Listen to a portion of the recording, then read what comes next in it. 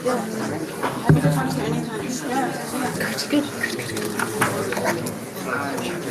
Yeah, almost past. I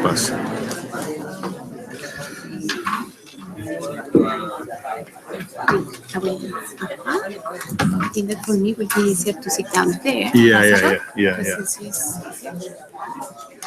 You're gonna be. This is Milena Gonzalez it is Milena González Vázquez, Vasquez, eh?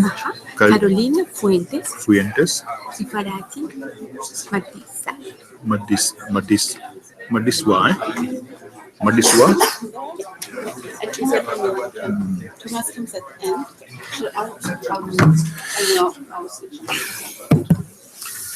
Distinguished delegates, ladies and gentlemen, good afternoon.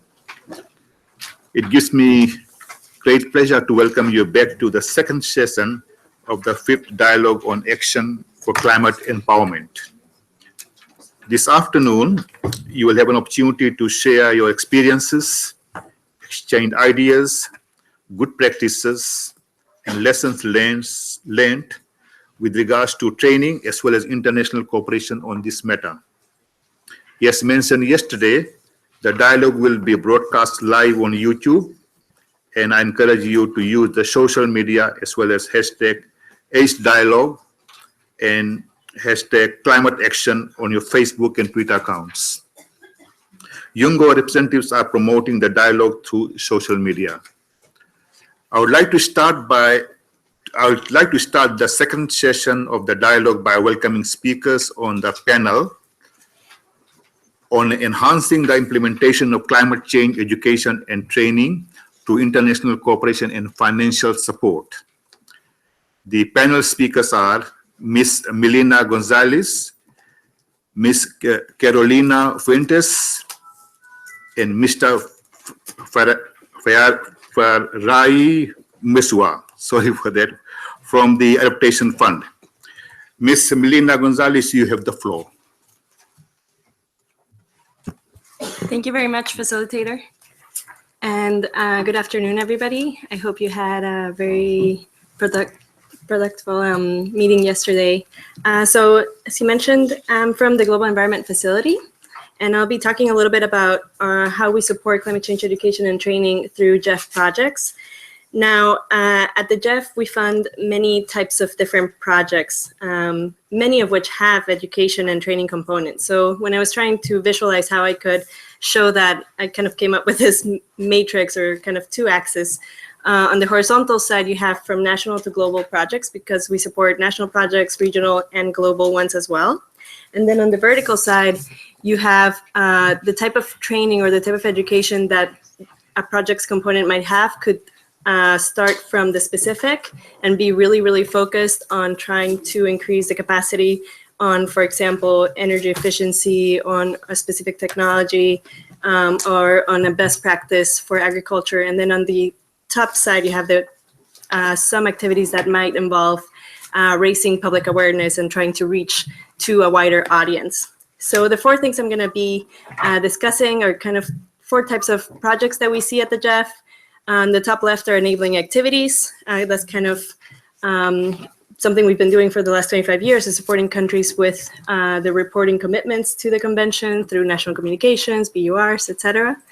On the top right, there's research and communication. We have programs through the years supported specific research with partner organizations that focus on knowledge and dissemination. On the bottom left, we have the majority of our support, which goes towards mitigation and adaptation projects, which, as I mentioned in itself, they may have education and training components. And on the bottom right, global platforms for knowledge exchange. So we've had a few initiatives that have projects in many different countries, and we try to bring it all together with a global platform in which there can be knowledge exchange and dissemination. So now I'm just going to talk a little bit more about each of these four elements, try to give a few examples. Obviously, this won't be exhaustive as we have a long history, but I hope that it can give you a good idea of the types of things we've been seeing over the past years. And I'll be happy to answer any questions afterwards. So first, enabling activities. As I mentioned, the GEF has supported and continues to support the preparation of national communications, biennial update reports, NDCs, NAPAs, TNAs, NAMAs, and most recently, there's also the Capacity Building Initiative for Transparency, which was established as a result of the decision on the adoption of the Paris Agreement. And this one is supporting countries to address their capacity needs to meet the enhanced transparency framework of the Paris Agreement. Now, these activities, obviously, they focus on the report, but they also usually aim to carry out some institutional strengthening by involving relevant ministries into the different aspects of these reports, from the data gathering to the analysis of national circumstances, the actions, plans, gaps, needs, etc. And the GEF has also supported a global support program to provide additional technical backstopping, guidance materials, and training. And some of these pictures and more information on this, of course, you can find on our website, show these types of workshops, which are usually implemented by our implementing agencies. UNDP and UN Environment are usually the ones that are focused on this type of work. Now, these activities also support networks of practitioners at the national level, for example, and also at the regional level. So a most recent example is the Latin American Network of Greenhouse Gas Inventories, who will be receiving support from the GSP program to continue their training of practitioners from the region on greenhouse gas inventories.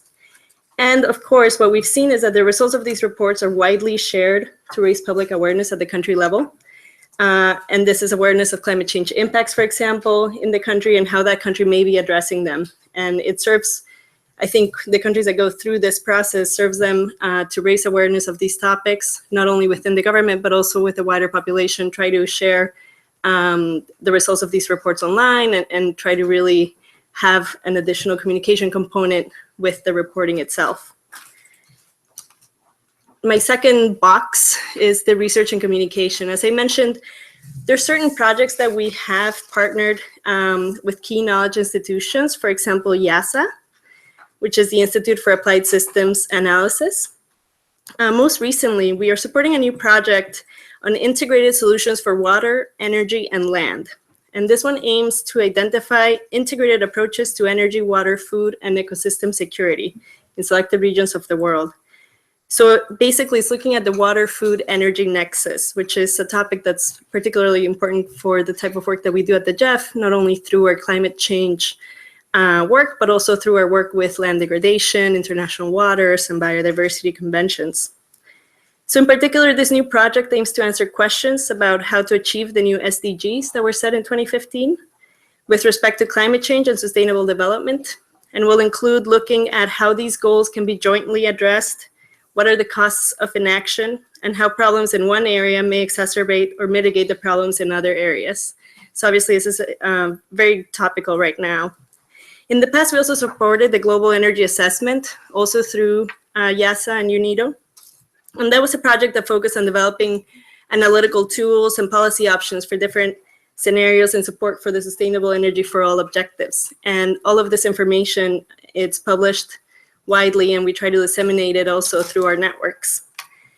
In addition, the GEF and its implementing agencies continually produce new publications with lessons learned, experiences in the implementation of the GEF projects, maybe with a particular focus. So on this slide, I have a few pictures of those. Closing the Gap is focused on our experience in energy efficiency projects. We recently supported a publication and research on climate smart land use, trying to integrate different areas from the GEF, which include land degradation and climate change on this type of work. We also have best practices from our work on adaptation projects and a carbon handbook for low emission events, because we've supported several projects on that.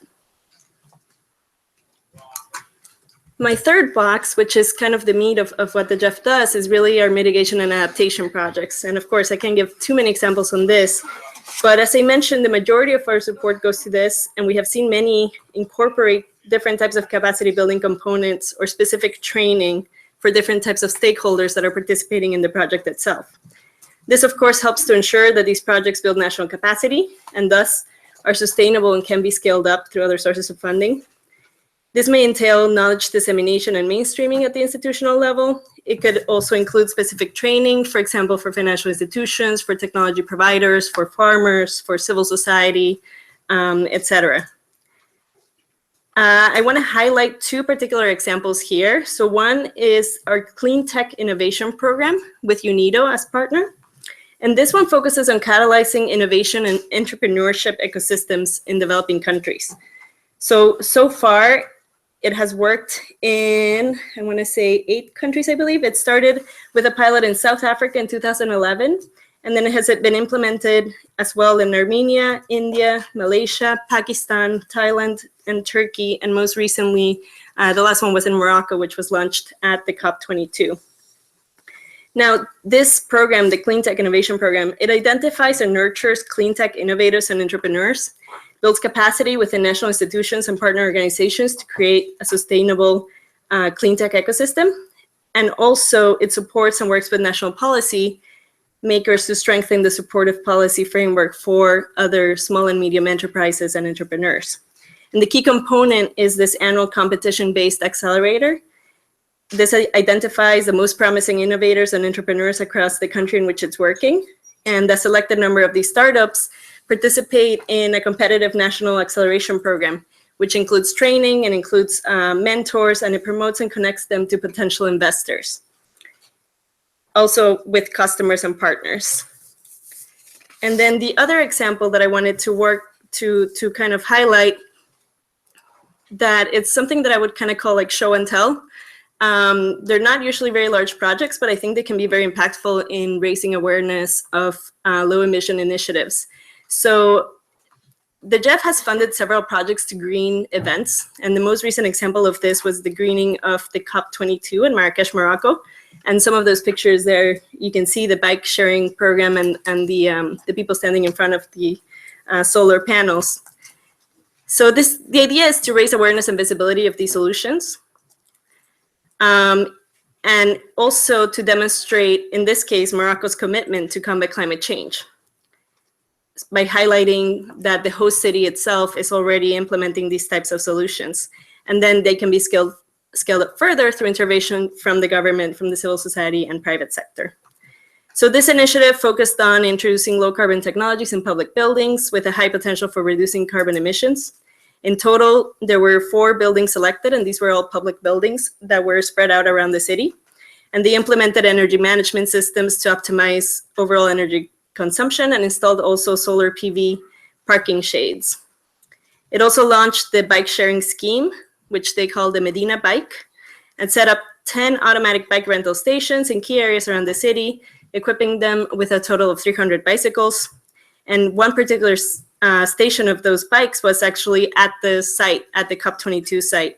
So the bike sharing was available to participants of COP22, therefore also further reducing the carbon footprint of the event itself.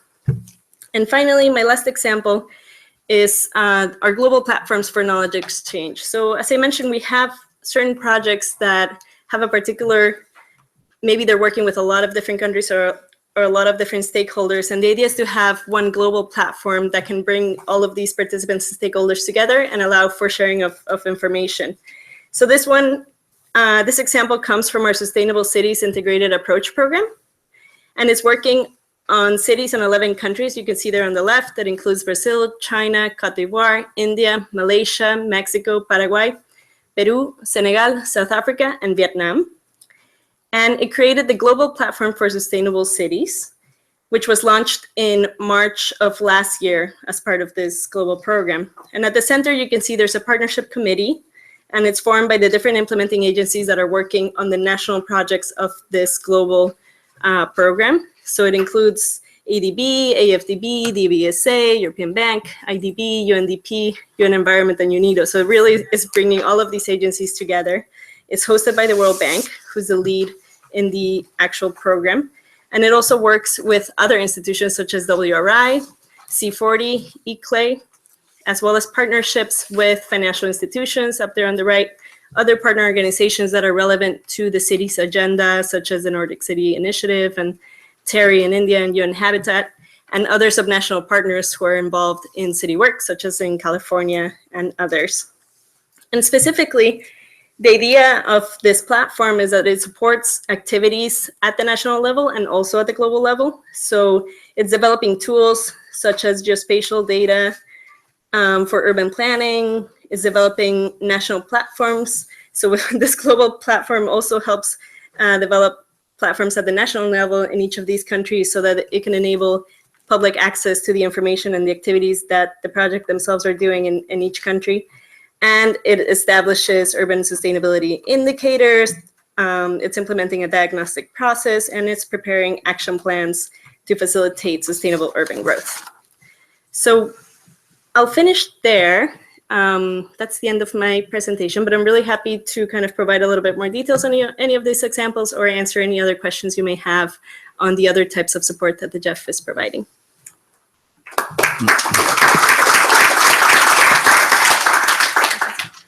Thank you, Melina. I now call Miss Carolina Fuentes. You have the floor.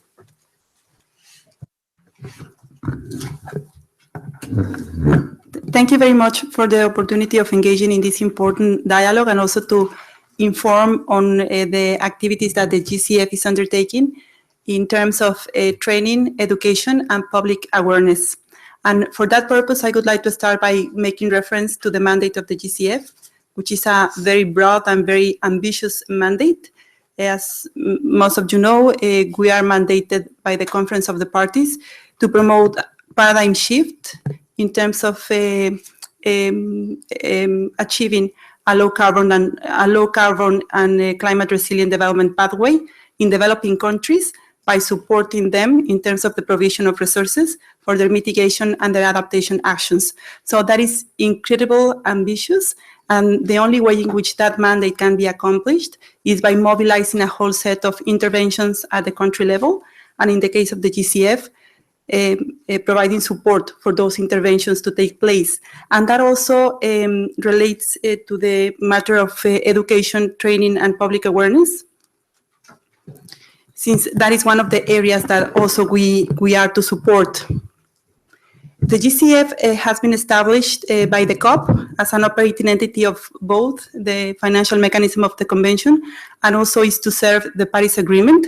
And what is interesting also is that both Article 6 of the convention and also the Paris Agreement in its Article 12 outlined that climate education, training, and public awareness are key and are to be supported as part of the efforts undertaken to address climate change.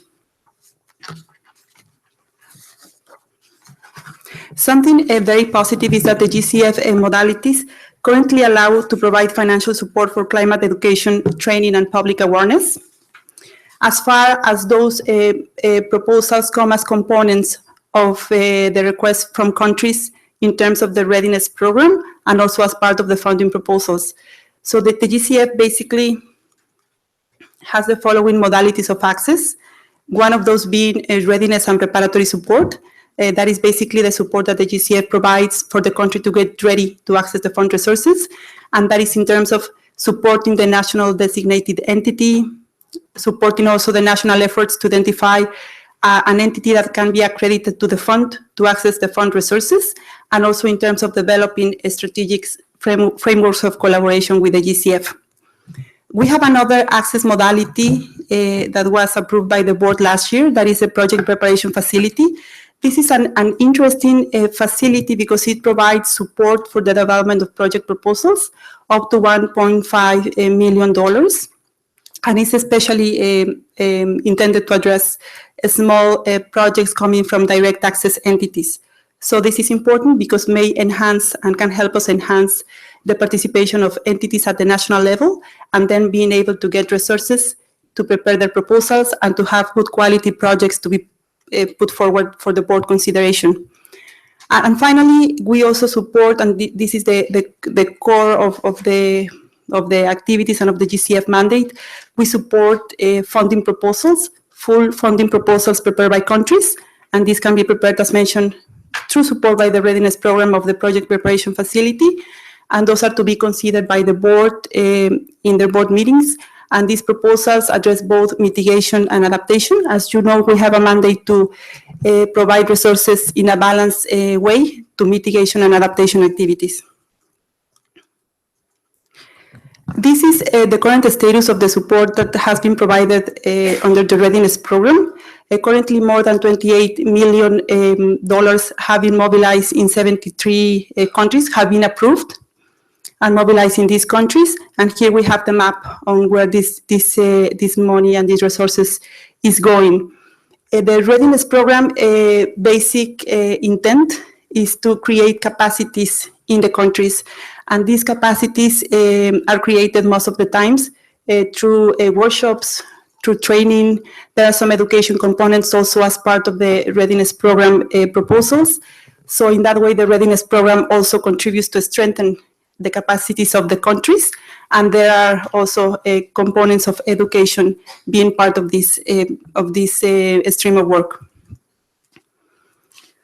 This is the overall status of the portfolio.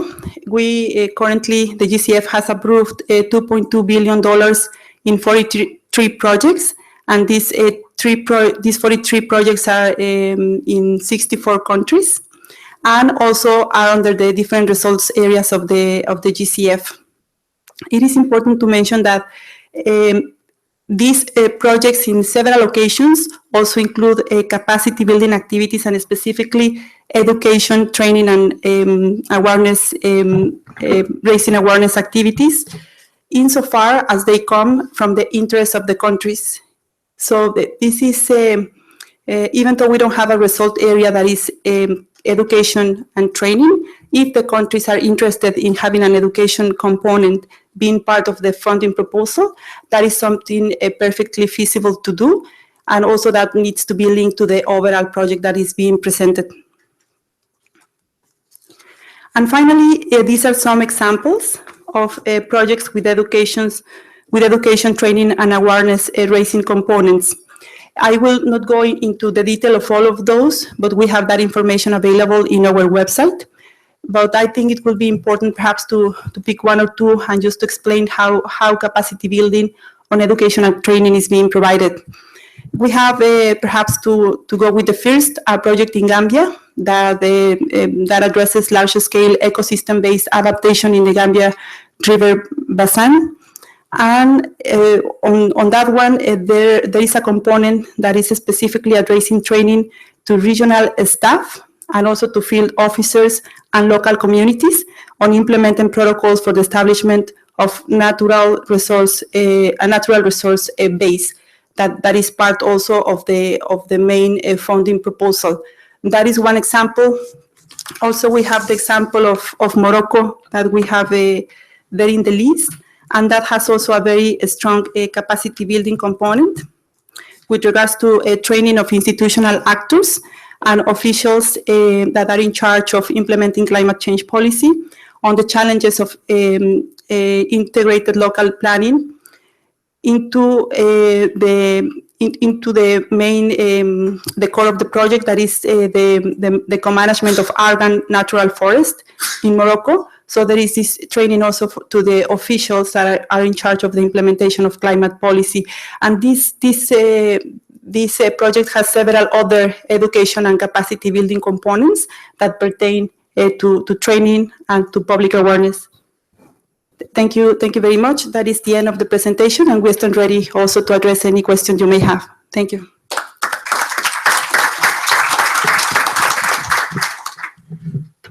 Thank you, Carolina. I now invite Farai Miswa. You have the floor.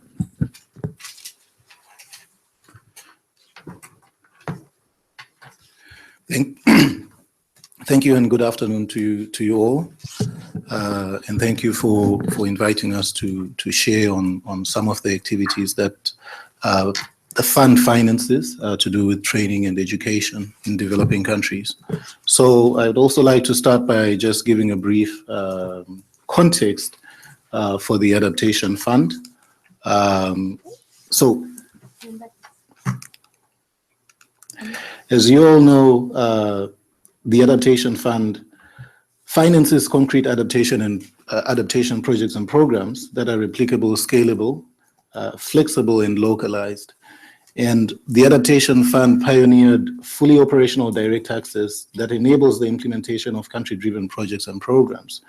And under direct access, so national implementing entities are able to directly receive financing from the fund, And they're also responsible for project and program management. And this includes the full cycle of project management and program management, including financial monitoring, reporting, and all aspects of climate adaptation and resilience projects. So education and training is embedded within the fund's portfolio of projects and programs. So what it means is, in principle, implementing entities do not submit budgets for training NIE staff per se, but the training aspects of project components are related to the project institutional context, which is at the project execution level. And as of March 2017, the fund has committed about $418 million for concrete adaptation projects and programs in 65 countries. And included in the results architecture of the fund, in the Adaptation Fund's results framework, is Outcome 2. And Outcome 2 speaks to strengthening capacity, capacity building to reduce risks associated with climate-induced socioeconomic and environmental impacts, environmental losses, and also measures to track and evaluate the related outputs to this outcome. So related to this outcome is also a specific indicator which measures then the progress made in that respect. And this indicator actually measures in terms of the number of staff trained to respond and mitigate to impacts of climate-related events. Now, as a result of this, one thing I should also mention is that under the results framework of the fund, projects and program objectives must be aligned to the results framework of the Adaptation Fund. And what this means essentially is that the projects and programs developed, one of their outcomes and indicators has to be embedded within the project log frame or results framework and align directly with one of the 7 outcomes and indicators of the Adaptation Fund results framework. So as a result of this, the majority of the projects and programs that are financed and funded by the Adaptation Fund actually contain components of training of staff, training of communities and the like. And over 3/4 of them have such components, which, as we have calculated from our portfolio so far, has led to training benefits to over 50,000 beneficiaries.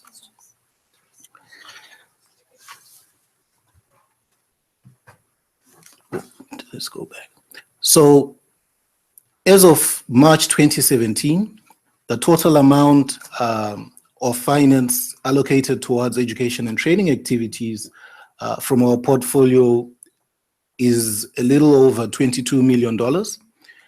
And this has included finance going to, well, that has benefited community groups or groups within the community, which include the technical officers, local council, local farmers, including traditional leaders, women, and youth groups.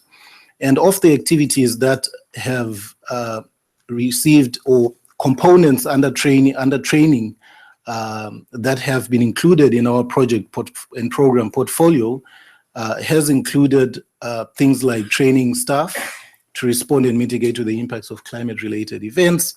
It has included training on specific thematic issues to do with, for example, sustainable soil management, policy and planning, ecosystem-based adaptation, training local communities in terms of governance and decision-making, and environmental and social safeguards, and a whole lot of other things.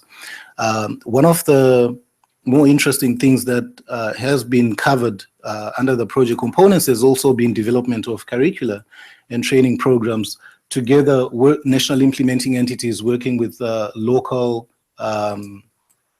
academic institutions to develop study programs that benefit communities or that go out and train local communities on various aspects. And it has also included training for scaling up of projects and project activities, including things like market analysis and training of the trainer, which also touches on extension services, particularly in the agriculture sector. So while there is training that is implemented at the project and portfolio level, under the Adaptation Fund Readiness Program, there is a small amount of budget that is available in that national implementing entities can access to actually do now training for NIE or National Implementing Entity staff. And this is mainly to do with capacity building and training for compliance with the fund's policies and procedures, training of staff in environmental and social safeguards, and training of staff in gender issues, which also ties into the fund's gender policy. And besides accredited national implementing entities, there is also provision for providing training to countries that are still seeking accreditation with the funds that are not yet accredited through our South-South grants.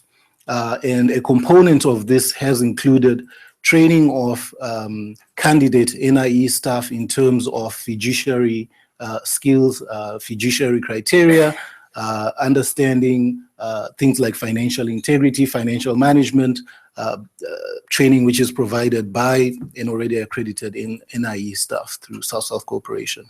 And those are some of the documents and products of that training. The one example is from our national implementing entity in Senegal, the Center for Sustainable Environment, and also from Micronesia. So I will stop there, and I'm also happy to answer any questions that you might have. Thank you.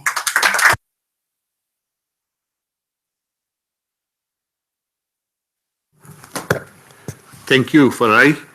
I would now like to open the floor for discussion. Any questions that you might have?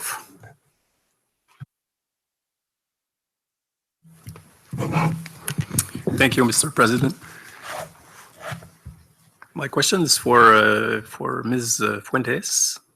Very, very simple question. What type of organization may apply for funding with the GCF? Our civil society organization may apply.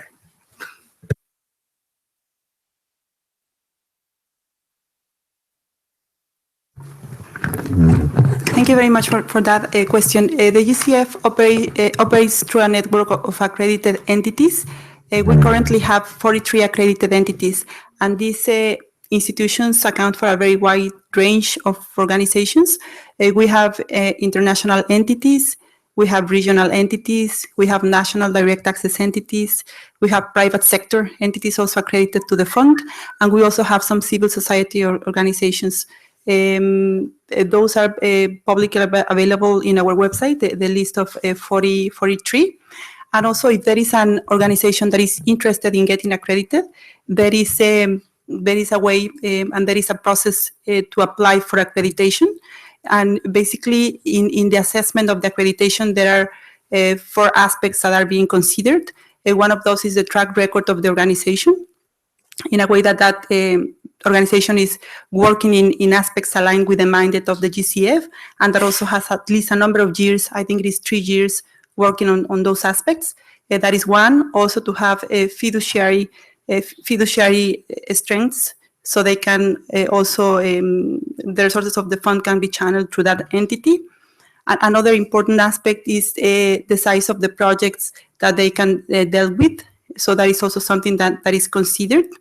So they get accredited to manage small or medium or large projects.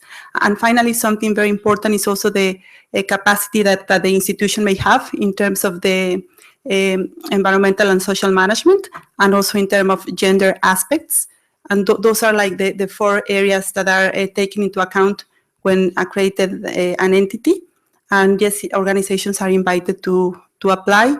We have now a decision of our board that is prioritizing national direct access entities, because there is willingness in having more national entities getting accredited, so the resources can flow through them. But basically, organizations are invited if interested.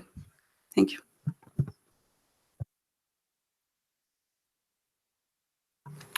Any more questions?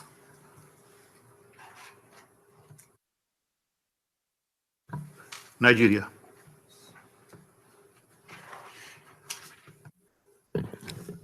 Thank you, Mr. Chair. My questions goes to Carolina. I want to more elaboration on how the National Focal Point can assist the civil society and some NGOs in assessing the GCF, or can they go directly to the board and assess the fund, or they must go through the country DNA? Thank you.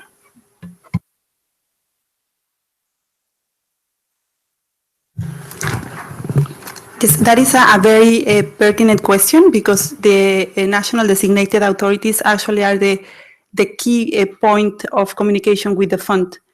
And also the funding proposals that the GCF considers need to come, they are presented by an accredited entity, but they need to come with a letter of non-objection from the national designated authority. And apart from the provision of letters of non-objection to the funding proposals to be presented by the board, the national designated authorities perform other very important functions. I will just explain very, very broadly. One of those functions is for the NDA to make sure that the funding proposals are properly aligned with the national priorities, so that the proposals that we receive are country-driven and actually are addressing the needs of that specific country. Also, another important role of the NDA is to convene stakeholders at the national level, so the proposals can come with sufficient support at the country level, and in that regard, engaging different levels of government, different ministries, and also civil society organizations, private sector, etc. That is also something important that the NDAs perform. And finally, also the national designated authorities are the ones that propose to the GCF national entities that they identify as suitable for being accredited to the fund. So that is the whole spectrum of activities that the NDAs perform, but they are the key point in accessing the fund resources.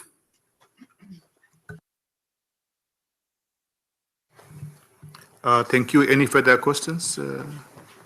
There's one there. Please identify yourself and put the question.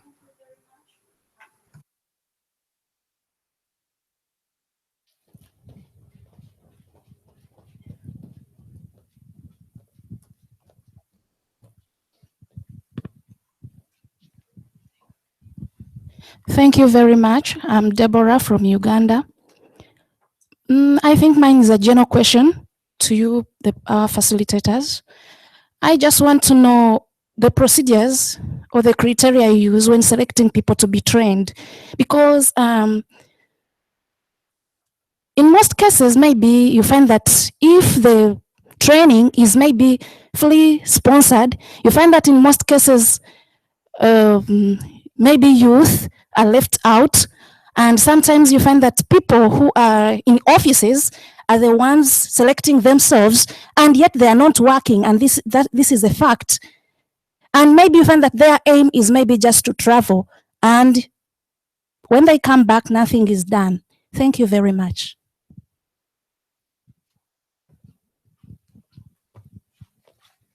Among the panelists, anyone would like to respond to that?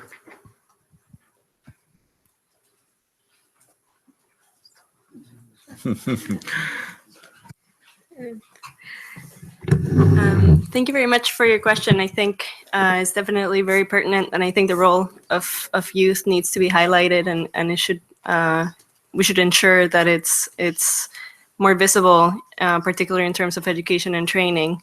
I think one of the other examples I forgot to mention, for lack of time too, is our small grants program aims to work specifically with community-based organizations.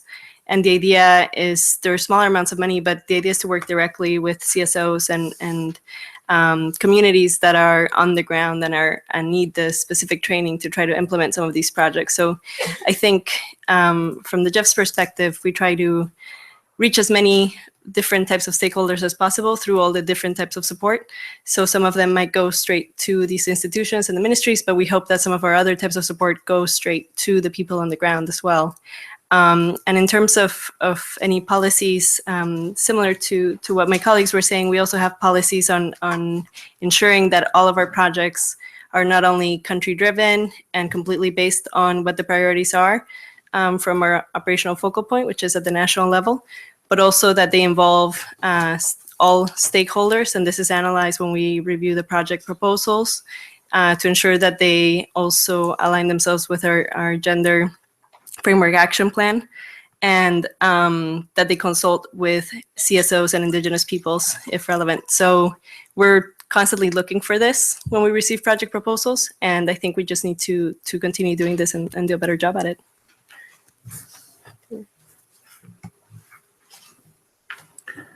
Thank you very much for your questions and for. Oh, there's a response, please. Yeah, thank you. Thank you for the question. Just wanted to also highlight that, so under the Adaptation Fund, also in terms of activities that have to do with training, so since the project and the program has to be aligned with the results framework of the fund, and if one of the core outcomes includes the training aspect and capacity building, that is also captured. There are core indicators that they will, the national implementing entity will need to report on, indicators for the output and the outcome as well. And in addition to that, part of the project and program review process, when the proposal is still under development, also looks at that and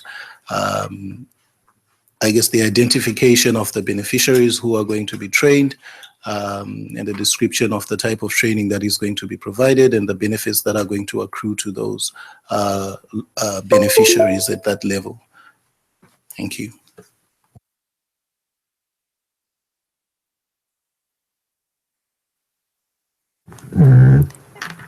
Yes, fully in line with what my colleagues have mentioned, that is also applicable to the GCF. And just to reinforce that the country-drivenness is one of the key aspects that are considered when a project comes to the fund.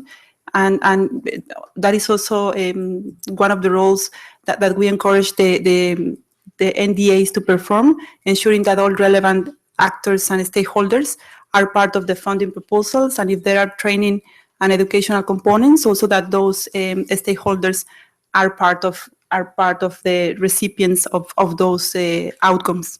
Thank you.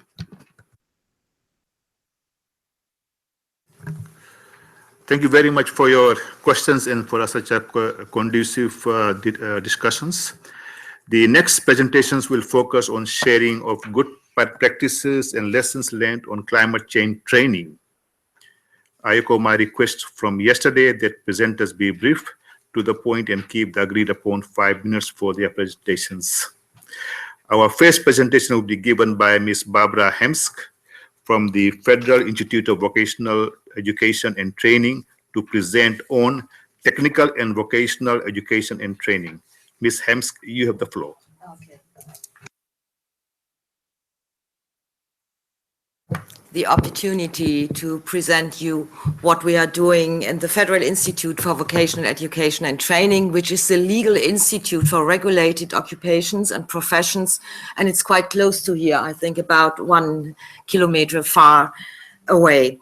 So in this institute, my mission and the mission of the colleagues in my section is to bring sustainable development into the regulated vocational education and training. And we have set up programs and projects and research over the last, I think, maybe 20 years. And we have made a lot of experiences with very intensive pilot projects within the decade, the UN decade, Education for Sustainable Development.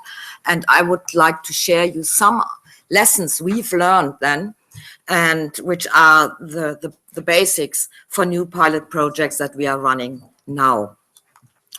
First lesson, or maybe the starting point that we have learned, that we have to develop a different approach to labor.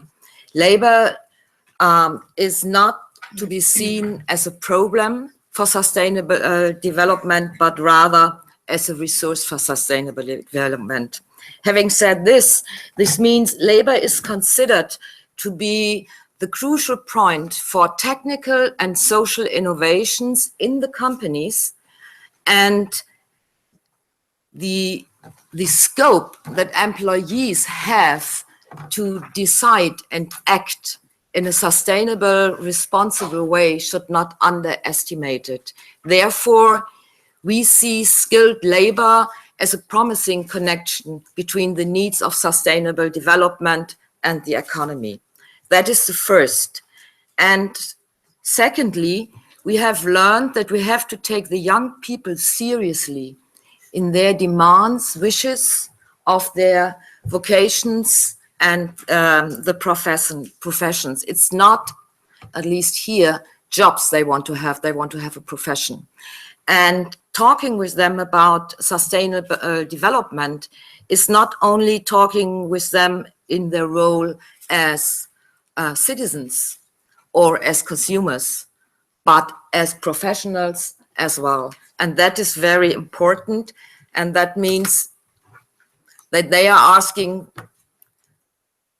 as a mason, what can I do to protect the environment? Or as an electrician, what can I do against global warming? As a baker, what can I do against poverty? Something like this. They want to have it very precise, and they want to have it related to their jobs as well.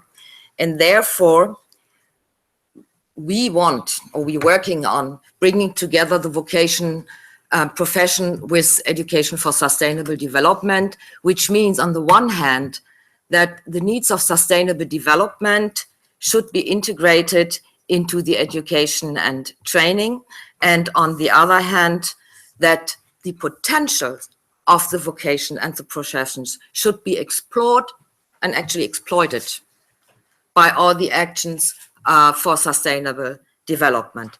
That is our idea, and right now we are working to implement this on two core objectives.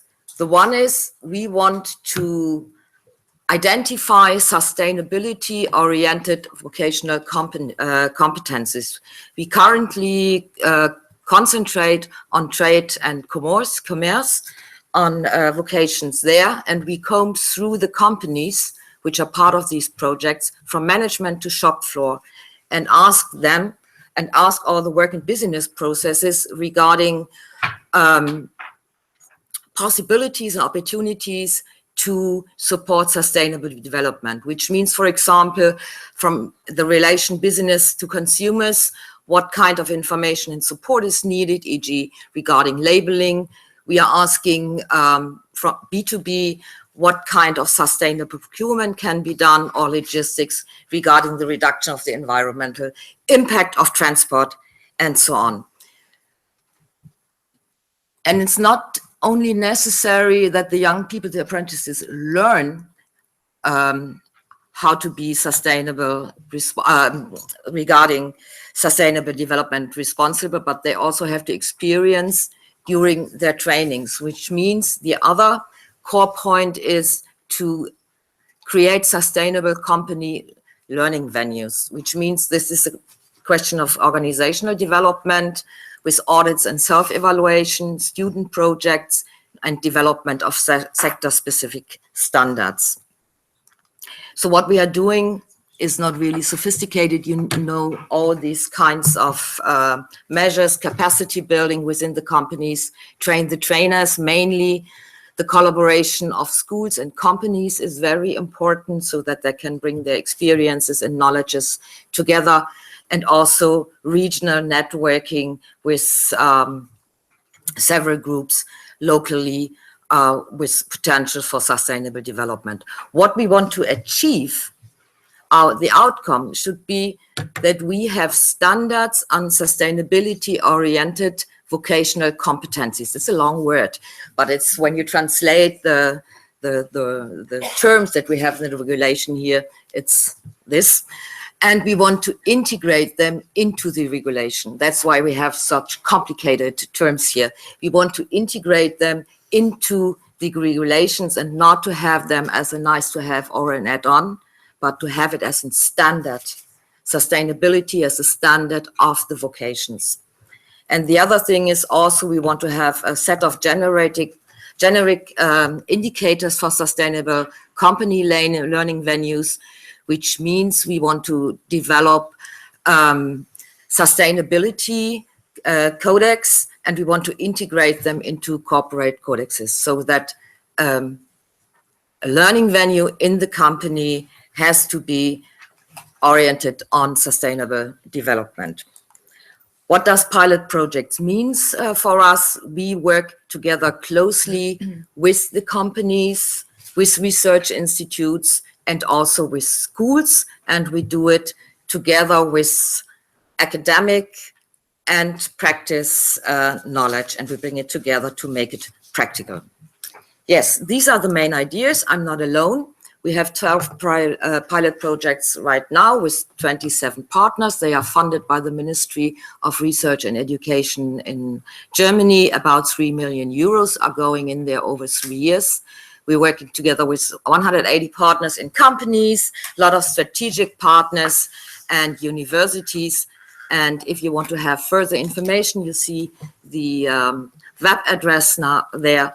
And I'm happy to get your questions afterwards. Thanks a lot.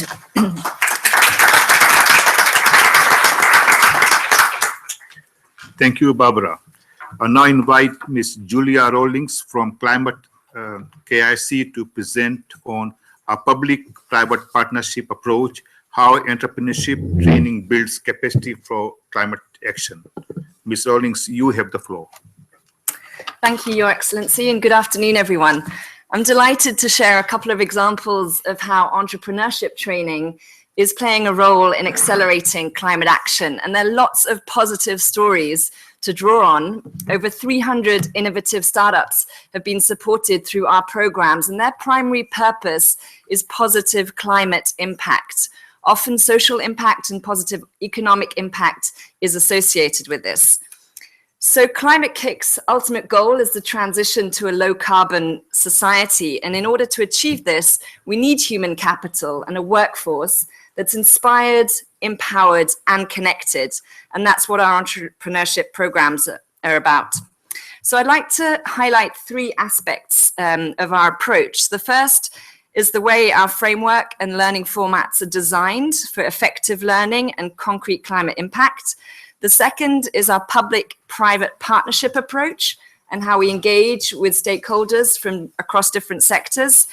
And the third is our international cooperation through our community. So let me introduce you to one of our climate entrepreneurs who has been inspired, empowered, and connected to an international community through our programs. This is Julia Römer. She's founder and CEO of Kula, based here in Germany. And her business helps preserve life-saving medicines by providing electricity-independent refrigerators based on a solar thermal system. So how did she come up with this idea? Well, in 2012, Julia participated in our 5-week summer school for students and young professionals. The program consists of workshops, of talks, of site visits, and lots of working in multidisciplinary teams, combining climate issues with entrepreneurship skills. So she formed a team who developed the idea and wrote a business plan. And after the summer school, she was eager to actually test out whether this business idea is commercially viable, if it's technically feasible. So she then applied for our greenhouse program, which provides coaching and a grant for projects or teams like Julia's to see if it really will work. And the third step in Kula's journey towards launching their startup was our Accelerator Program. So Julia is just one of about 100 startups who've been supported by our programs in Germany. And the topics range across a wide variety of clean tech businesses. So on renewables, on mobility, on recycling, but also to social innovation. So for example, there's a platform which was created to bring cyclists and advertisers together. So cyclists could be paid for cycling and doing good. So this is our innovation framework, which shows the step-by-step approach of supporting innovative ideas, of developing a business product and then launching it in the market. And education and training underpins this framework, as nurturing talent and developing skills, as well as networking, is really essential. As for the learning formats, we've designed their challenge-based and action-oriented. So participants work together on real-life challenges, which gives them a sense that they can actually make a difference. A lot of the learning takes place peer-to-peer, and they gain confidence when they see that together they can accomplish much more than they could on their own. Another important aspect is engaging stakeholders from different sectors. And this slide shows the multiple benefits of collaboration, but also the interconnections. So our knowledge and innovation community comprises over 200 partners across Europe, from business, research, universities, non-profit sector. And I'll explain how this knowledge triangle integration and international cooperation looks in practice. The journey is our 5-week summer school, and it's all about inspiring and empowering the next generation of climate entrepreneurs to take action on climate change through entrepreneurship. It's a way for them to apply and develop their collective knowledge for climate impact. The participants are coming from around the world, from Pakistan, Kenya, Brazil, across Europe. And together they really have a strength, a motivation, and energy, and really fabulous ideas. So it's about learning by doing and also producing concrete action. And it offers a context for businesses, universities, research organizations, and public bodies to collaborate, as well as draw on a pool of talent from across the world. My other example of an international program focusing on local action and educating citizens is the Climathon. It's an annual 24-hour event which crowdsources local solutions for local challenges facing cities. Last year, 59 cities worldwide participated, and this year we're expecting around 100 cities to join the community. And I'd like to invite everybody here to join in this Climathon community, either by hosting an event in your city or by participating. So the challenges in each city have varied widely as well. They've been on topics like air pollution, on green buildings, on green mobility, on food, on waste management, energy, health, the list goes on. So for example, in Venice, they were looking at how to create energy efficient solutions to increase resilience to heat waves. In Bogota, they were looking at reducing vulnerability to landslides. In London, they were looking at how to create smart solutions to tackle the sources of air quality issues. There's an interactive website for the Climathon, which lists all the challenges and some of the best solutions, so cities can showcase their local activities and also learn from one another.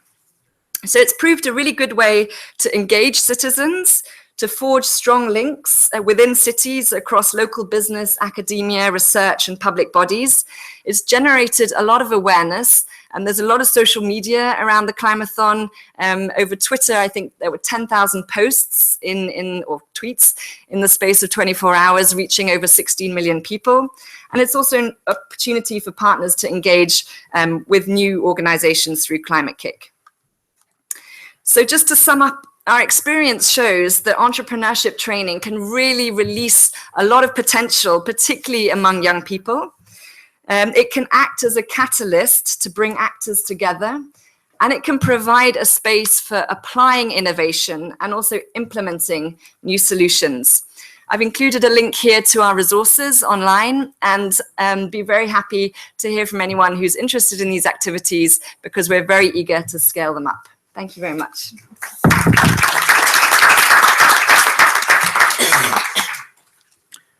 Thank you, Julia. Our next speaker is Ms. Sarah Kupka from the Network of Regional Governments for Sustainable Development, who will present our Regions Adapt initiative. Ms. Kupka, you have the floor. Thank you very much, facilitator, and thank you very much for giving us the opportunity to present our initiative. I represent the Network of Regional Governments for Sustainable Development, and we run the Regions Adapt initiative. The initiative was launched alongside COP21 in Paris on the initiative of Rio de Janeiro and Catalonia. And we expanded from the 27 founding members to almost 70 members from all continents until now.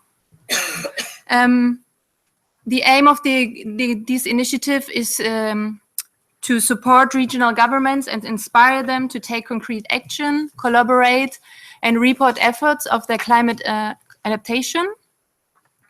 And it is open to all governments between the national and the local level, regardless of their size of their stage of climate change policies. The aim was to have a cooperative framework for regions in order to exchange experiences and best practices. By joining the initiative, the regions commit to adopt or review an adaptation plan or strategy within 2 years after joining the initiative. Also to implement an adaptation action in one of our thematic areas of the initiative, and to report on the progress of their adaptation strategies through the Compact of States and Regions platform. We are working in, we have 7 different priority areas, and within these areas we work with working groups in order to promote cooperation and knowledge sharing. And these working groups are coordinated through the members themselves. Usually 1 or 2 of the participants are coordinating this with support of our secretariat, of course. The objectives of these working groups are to exchange information on skills and challenges and best practices, but also to support each other.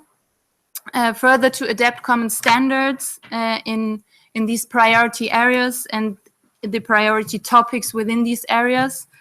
And based on these standards, we want to develop joint projects. Within the working groups, we are using online meetings to facilitate the discussions. And the working groups define by themselves on which specific topics they want to focus, and how they want to carry on the discussion, and also how they want to carry on their cooperation. This exchange of best practices is based on matching expertise and demand for cooperation. So we mapped the expertise and the interests of the different participated and suggested some matchmakings of them. And one already successful example would be the Catalan Adaptation Index, which is now used in the development of adaptation indicators in watershed management plans under the leadership of Rio Grande do Sul. Also, these working groups are not only peer-to-peer, but we also wish, or in some working groups we already have, technical experts that support these regional governments and give knowledge and expertise. And also we want that they develop also with the technical partners projects.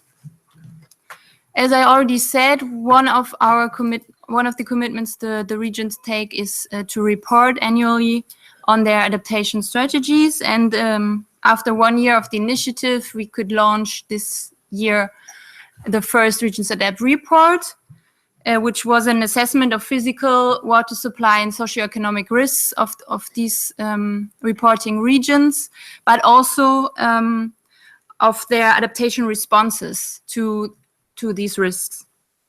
The report was an opportunity to share policies and programs to a wider audience, so not only between the regional governments, but to a wider audience, and also to encourage other governments to learn from this experience, to exchange and to create common knowledge on how to adapt to climate change. So our next steps for the initiative, because it's still pretty young, we want to further promote staff exchanges to enhance the sharing of technical expertise. We will look forward to gather recommendations related to the different priority topics that are discussed within the working groups.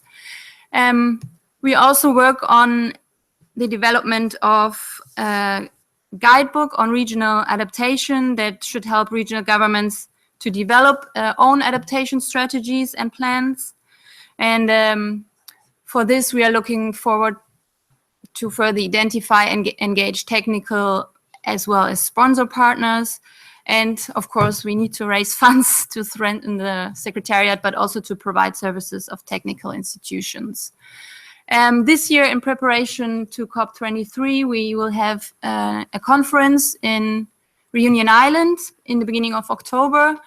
The title suggests that it's only focused on islands, which is not. It should be focused on regional governments, and we want to showcase also the expertise of regional governments, but also of islands, and raise awareness on the issue of climate change. But the conference should also facilitate knowledge exchange among decision makers, among students, practitioners, and other stakeholders from around the world. So if you're interested to come to Reunion, let me know.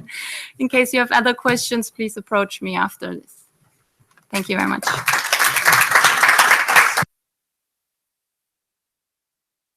Thank you, Sarah. I now invite Bridget Benz from the Women's Environment and Development Organization to present on Women's Leadership Training for Climate Diplomacy. Ms. Burns, you have the floor. Thank you. I usually ask for a musical intro, so thank you for providing one.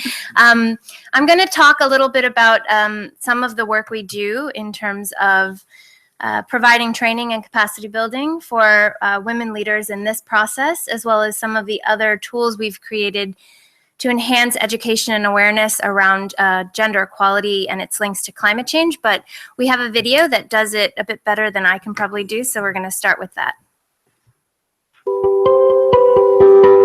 We're celebrating our 25th anniversary this year, and we were founded around the coming together of governments to form for the first Earth Summit. TUDU was founded to make sure that women and women's rights and women's perspectives were key to the outcomes of that Earth Summit.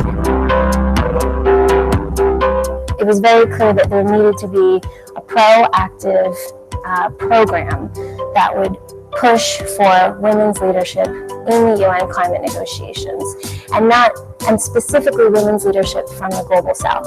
So women leaders from across Africa, from least developed countries who were experiencing climate impacts, whose countries were the most vulnerable to climate impacts, needed to really be at the front lines of decision-making on climate change.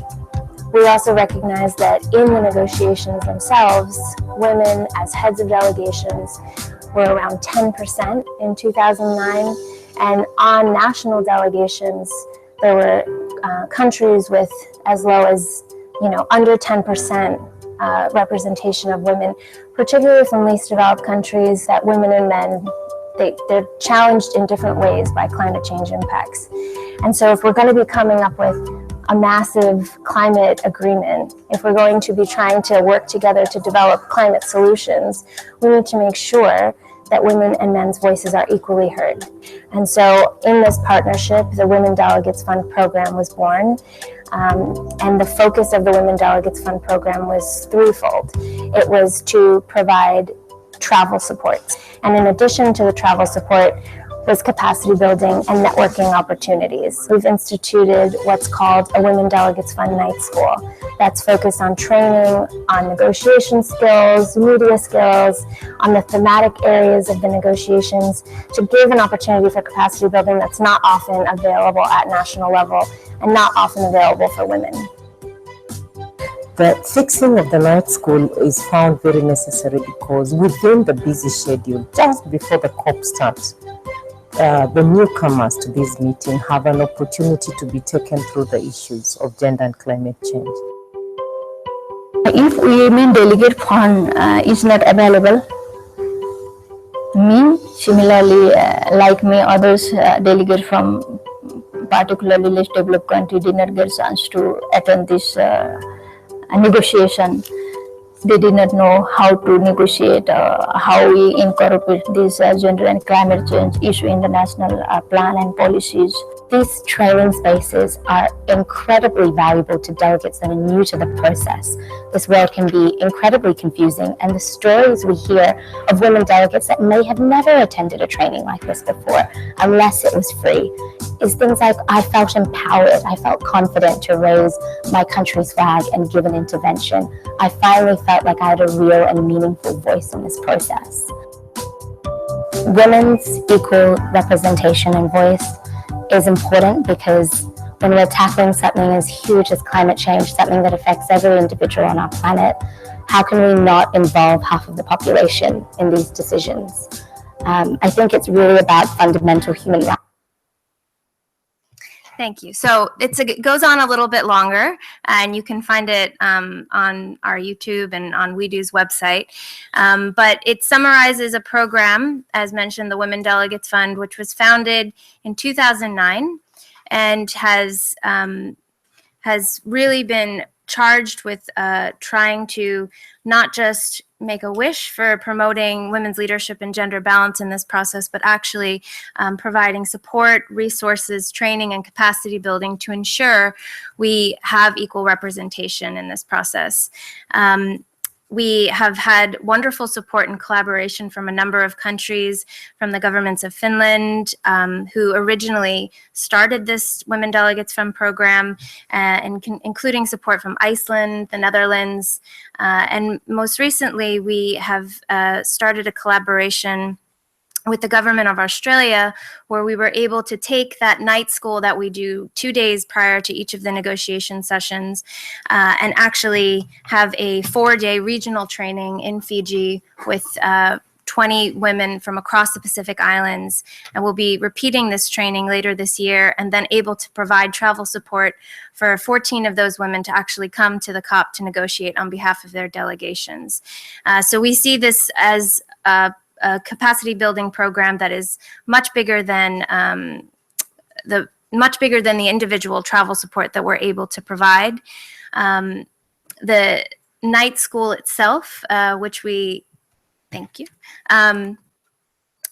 instituted, as you see, for example, over these past years, we've been able to support 86 women, but the importance of this is that we've been able to support them consistently across a number of meetings so that they can build their capacity and actually advance to higher levels of leadership in this process. And we've also been able to reach over 400 delegates through the night school training. The night school is focused on encouraging women delegates, but we also offer this night school to both women and men who are new to this process.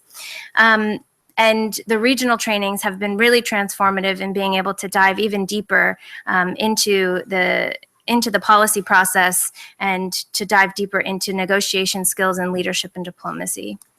And I just wanted to briefly mention two other in addition to the training and capacity building, two other tools that we have created to try to support education and awareness raising in this process. So one is the Gender Climate Tracker app. It's a mobile app and also an online platform. This app actually looks at the data that we've been collecting on women's participation, the data that we've been collecting on gender mandates in this process, as well as then creates country profiles for each country, looking at their NDC and providing a very quick overview of whether they have included language on gender in that. And what we hope to do with this platform in the future is create a profile page where countries will be able to share new information at this intersection of gender equality and national climate policy, both decision makers as well as civil society, to be providing news and feedback and information of reports that are being generated. And then as a final kind of area of a tool that's being created, and this is not just a WeDo project, this is a project of the Women and Gender Constituency, which is a constituency of the UNFCCC, where we have been showcasing gender just climate solutions. By this upcoming COP, we'll have more than 80 solutions that have been showcased. We we award 3 of these solutions. And in here, we're really trying to show climate solutions where women and men are equally benefiting in all areas of the value chain, where women's burden, time burden in particular, is not increased by the projects that are being put forward, which have a real impact on climate and promoting sustainable development, and which are locally driven and women-led.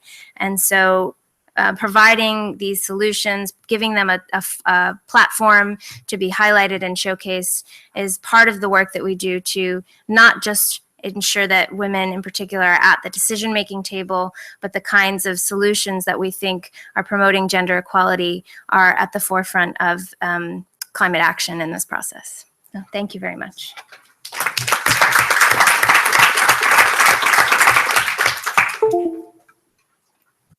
Thank you, Brigitte. Our next speakers are Ms. Silk Boltz and Mr. Pia Kenlon from Yungo, who will present on empowering young people through peer-to-peer training, the experience of Conference of Youth. Ms. Bolt and Mr. Kenlon, you have the floor. Yes, so hello everybody. So I am Pierre Candelon. I'm a Yongo, but also the French youth delegate, one of the French youth delegates, and this is Silke Bo from YMCA, and we are both speaking on of the working group ACE of the Yongo and the Yongo constituency in general. And our objective today is to show you why the COIs are important for the peer-to-peer learning and on ACE topics. So Silke is going to present you what's a COI actually. Exactly. Okay, what's a COI? A COI is a conference of the youth. From the very beginning, youth have been actively engaged at the COPs. In 2005, they formally gathered in Montreal ahead of COP11 to make their voice being heard, thus creating the first conference of the youth. In 2009 then, during COP15, youth were officially recognized as an observer constituency on its own called Yongo. Since the inception 12 years ago, more than 25,000 youth from over 125 different countries got engaged in 12 global and over 30 local COIs. So we are going to show in a few points how COI can be an enhancer for the ACE topic in the negotiations and globally in the training of local people in the countries. So first, as she said, it's a huge event to which hundreds to thousands students are coming, and students or youth professionals. And first, it's a big raising awareness event. So people can come here, learn about climate change, learn about also good practices, and then there's a snowball effect at home where people come back to their countries and teach other people what they learned, and a big awareness event, but also policy training and capacity building. We're going to mention it later as well. And a network building. So you have huge connections, both formal and informal, a lot of presentations, workshops, different activities. And so it's basically learning about climate change. Yes, and several youth networks have emerged out or been strengthened by COI, and thus structured youth capacity. For example, the Polish Youth Climate Network benefited a lot from the preparation process for COI 9 in Warsaw 2030 before COP19. They took part in scheduling program and managed the day-to-day organization. And this helped the Polish Youth Climate Network to continue to grow both in activities and involvement even beyond COI. This way, Polish youth got empowered on a long-term basis thanks to COI. So then COI is for Yongo a good way to also prepare for the COPs, because a lot of people come here. There's a large turnover in COIs, which also make it a great awareness raising, because all the new people learn every day, every COI, not every day, every year what climate change is, but also a good preparation for the COPs, because we structure other younger working groups.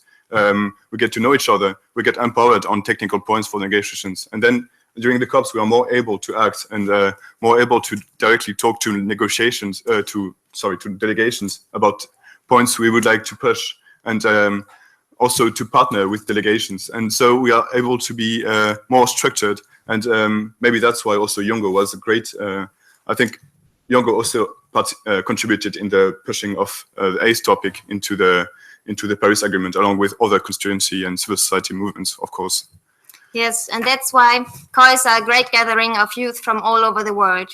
It's a space for best practice sharing and mutual exchange. But because not everyone interested can actually attend the COI, remote access opportunities are being developed and local COIs are being organized. This helps as well to work on more on local issues and strengthens local action.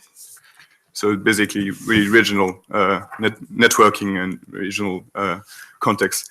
So thank you for your attention. We're going to present you a short video about the COI 13, which will be organized in Bonn here, and also can reflect on some ACE topics. And then if you are interested in into the COI, come see us, or we give you some contact details of the COI organizers.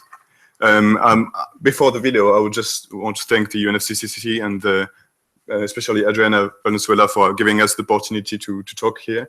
And it has been, we collaborate greatly with UNFCCC and the ACE Secretariat on ACE topics, and I hope it's going to improve.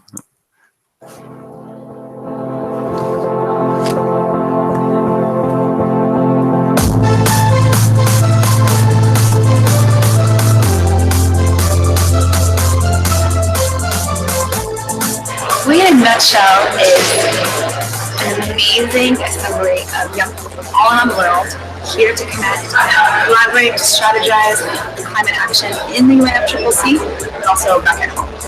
It's the one time that young people from around the world gather in the same place to take collective action on climate change. I hope for COI 13 that we will see people from all over the world participating, and I hope that on a local level as well, people will bring home what they learned and spread it out through the communities. I hope that the younger people will strengthen the knowledge and the power, and then fight and find better things for the climate justice.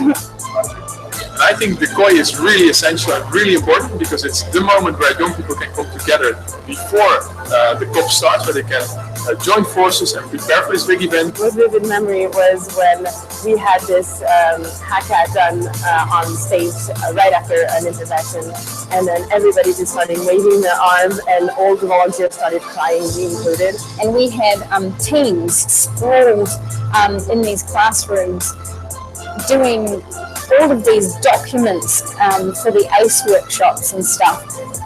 Late into the night, all together, people that have never met each other. Like COI this year is going to be huge. Join COI. Zet COI. Join COI. Kom naar de COI. Come to COI. We really like to join COI. Thank you very much.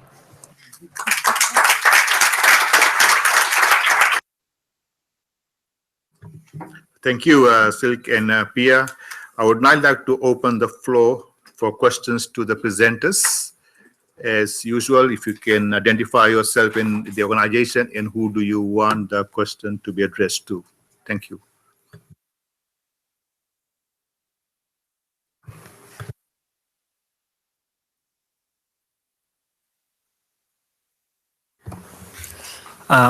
Johan Svignot from Plan for the Planet in Yungo.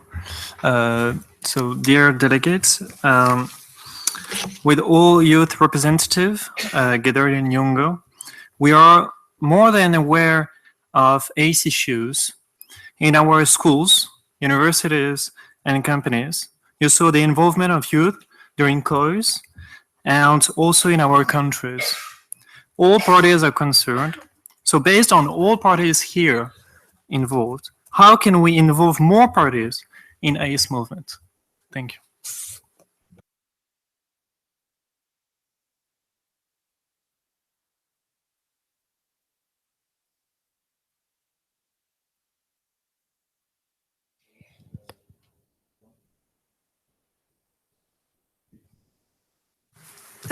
Hello everyone, I'm Kenza from the Mohammed VI Foundation for Environmental Protection, and my question is addressed to the Yungo. I would like to ask you about the process for the student to subscribe to the COI 13 and participate to the COP 23. Thank you. Flag there. Philippines. Thank you, Mr. Chair. I'm Albert Nagalang. I'm the ACE focal point for the Philippines. And I'd like to direct my question to the presenter of the Agriculture Regions Adapt initiative, to Sarah. You mentioned about the possible replication of the existing cooperation in perhaps another region, which is interested to or have this opportunity to have this initiative implemented in that particular region. My question is, will there be a support in developing this initiative in new region? Thank you. Thank you. Any?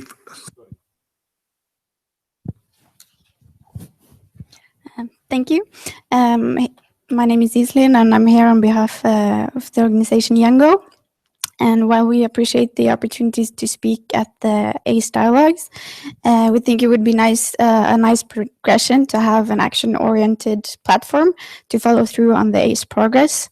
And funding is a major barrier to implementation, and thus we would like to know what kind of funding have been allowed to ACE-related projects since the beginning of the Doha Work Program.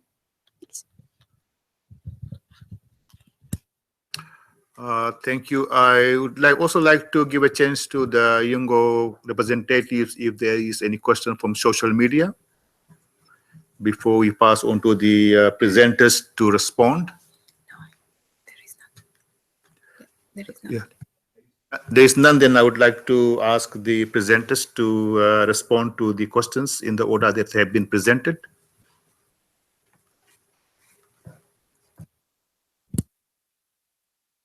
We had the second question, so I don't know about the first one. Yeah, okay. So while the COPs are necessitate accreditations from the members, the COIs are globally free to everyone.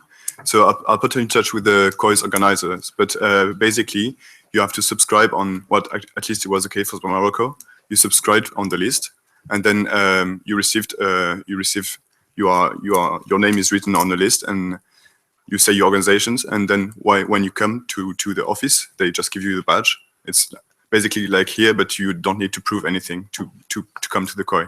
So this year in Bonn, they expect like 500 people. Personally, I think there's going to be a lot more, but it's really easy to go to the COIs. It's really informal processes, and then if the young people you're talking about, maybe yourself, wants to get involved in the Yango working groups, then I invite you to get in touch with the Yango members who work specifically on some topics. But I can provide you also with those details, those contact details.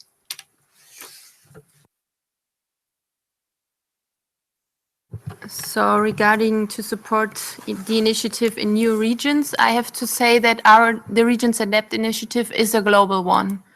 So we do not develop initiative in certain countries or geographical regions, but we are a global initiative.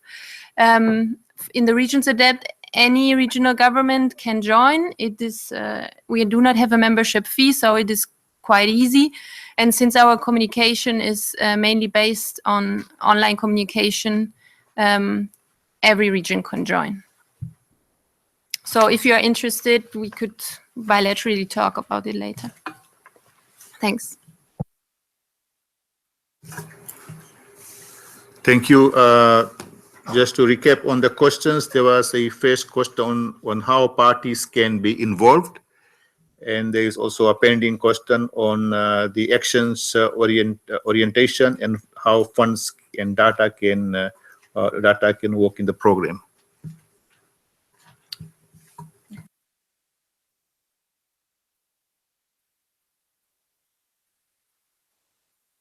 Any presenters would like to volunteer for those questions? I could maybe try to address that last question on the amount of funding that has gone to ACE-related not to give you a specific number, but we do, as an operating entity of the financial mechanism, participate in the capacity building portal. And one of the categories is education, public awareness and training. And so we submit every calendar year, we submit the activities that the GEF has supported through both the GEF Trust Fund as well as the Least Developed Country Fund and the Special Climate Change Fund to these different categories. And so we'll submit the components that have gone to the category on ACE in case you're interested. And I'm very happy to point you in the right direction if you have any questions.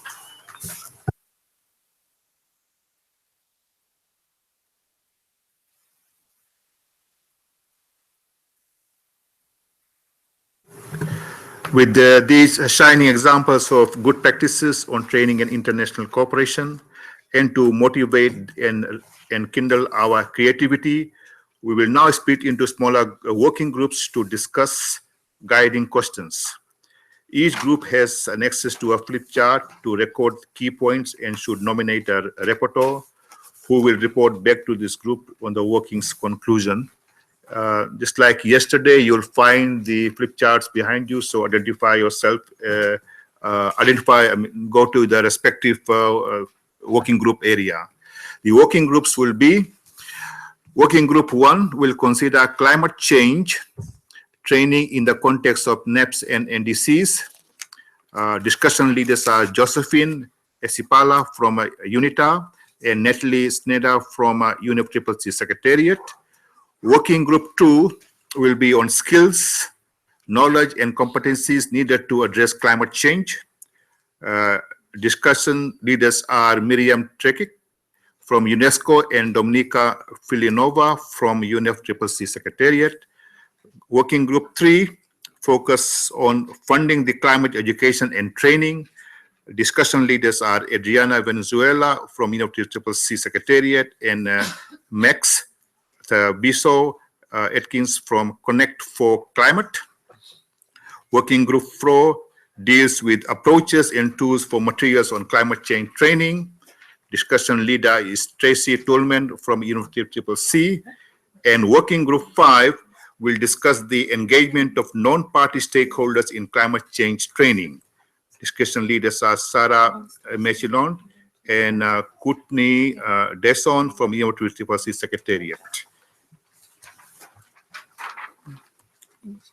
Yes. So you will have about 30 minutes for the working group, and if you can come back to your chairs after 30 minutes. Thank you.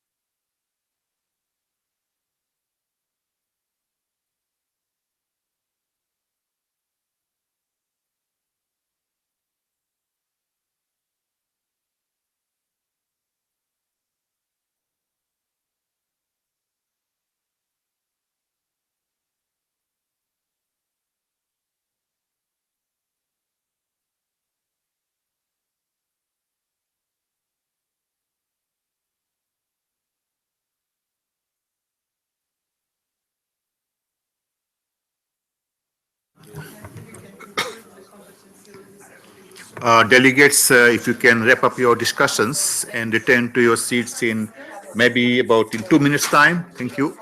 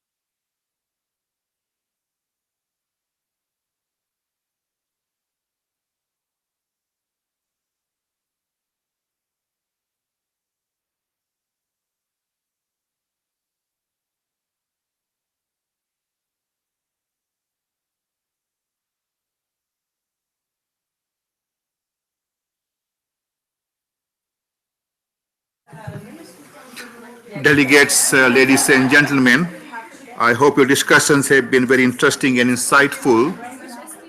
Unfortunately, it's now time to draw your conversations to a close, and I would now like to request that participants return to their seats for presentation of each group's conclusion.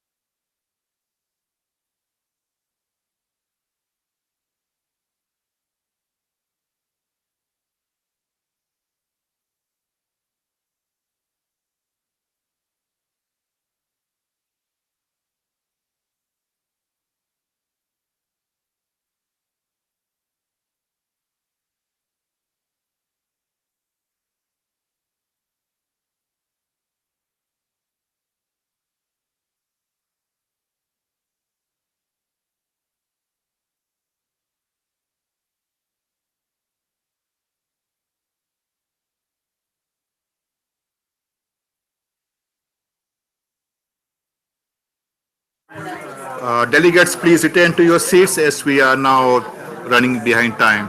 Thank you.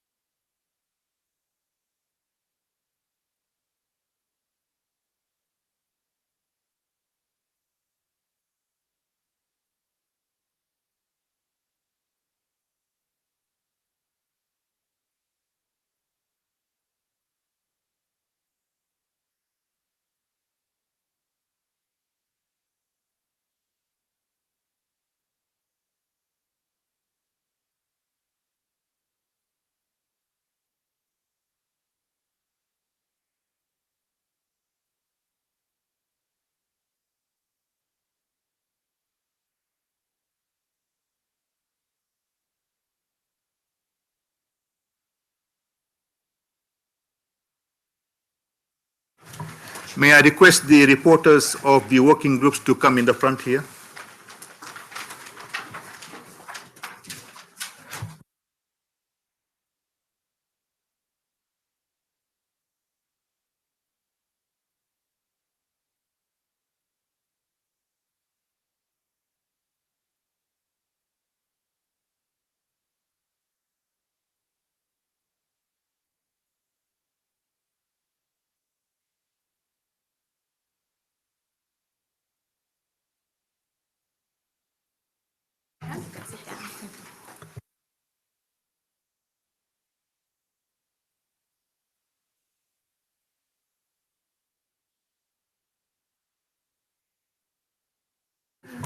Reporters of the working groups are now invited to briefly share their findings, which they should do from the seats in front here, using the microphones before them.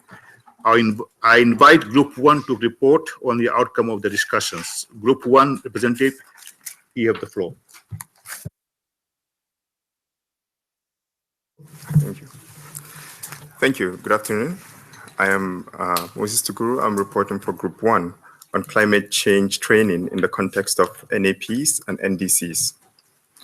So we're aware that to write the NAPs, it is expensive.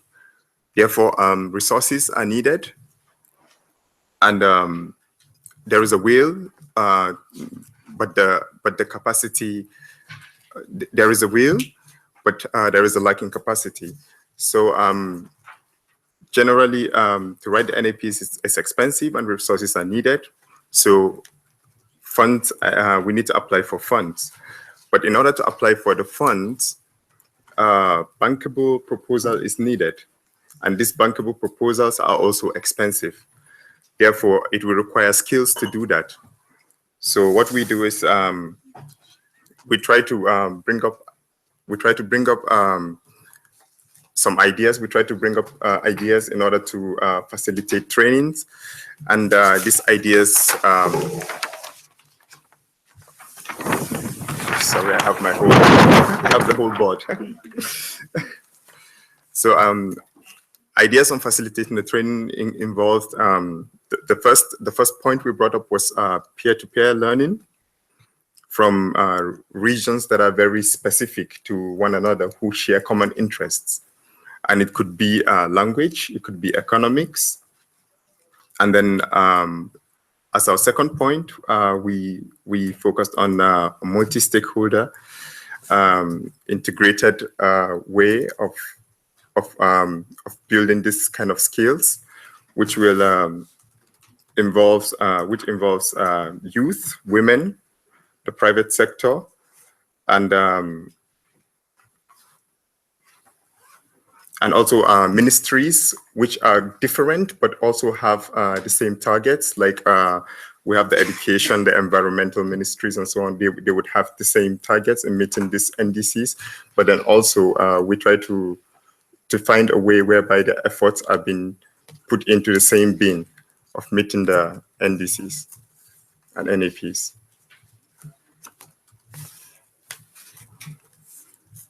And as a third point, we also brought an idea on providing or developing very country-specific economic models, which are not based on external consultants, but based on local experiences of the people within the region.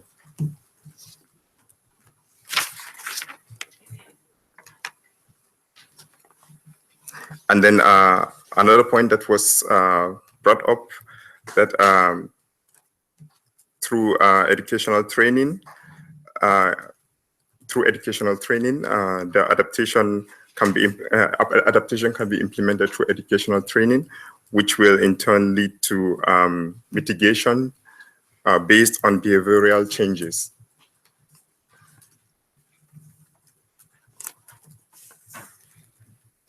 So thank you very much.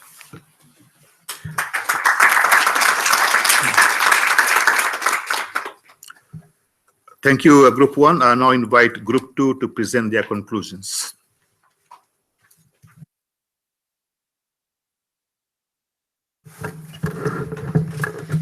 So we were asking us like what skills, knowledge, and competences are needed to address climate change.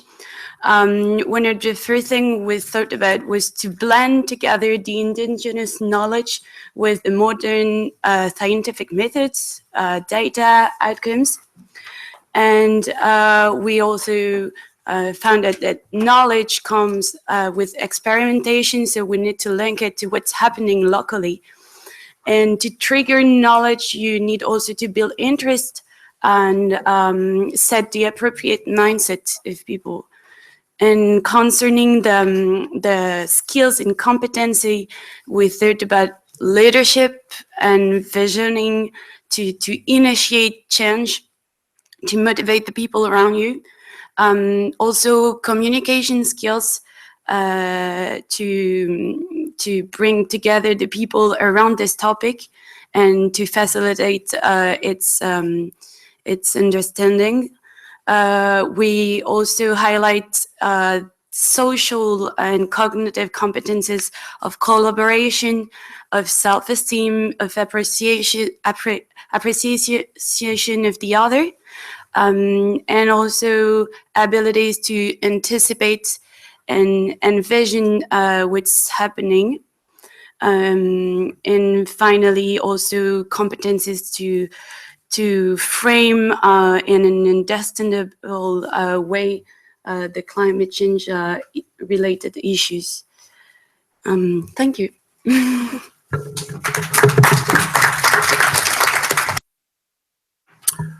Thank you, Group 2. I'll now invite Group 3 to present their conclusions.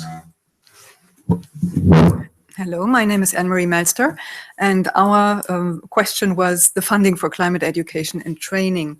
And first of all, we identified the difficulties. So finding funding for climate education and training is very often a multifaceted issue. So we don't only come from education, we can also come from the arts and from different other components. So sometimes it's difficult to identify the source. Whom do we approach to get funding? If we approach a ministry, which ministry is it in the government? Which foundation, or private foundation or public foundation, which organization? So this is mainly the problem of organizations or of nonprofits who are working in different fields. Then the donor priority is sometimes missing as well, which means that it's difficult to fund the project. Then there is a claim to put together or to come to that political will and commitment have to come together. So we talked about the fact that there is very often a political will. So organizations, governments, etc., they want to work on something, but when it comes to commitment, it's quite difficult to get the final funding, to get the final confirmation. And this is related to, or this is actually happening in a variety of countries all over the world.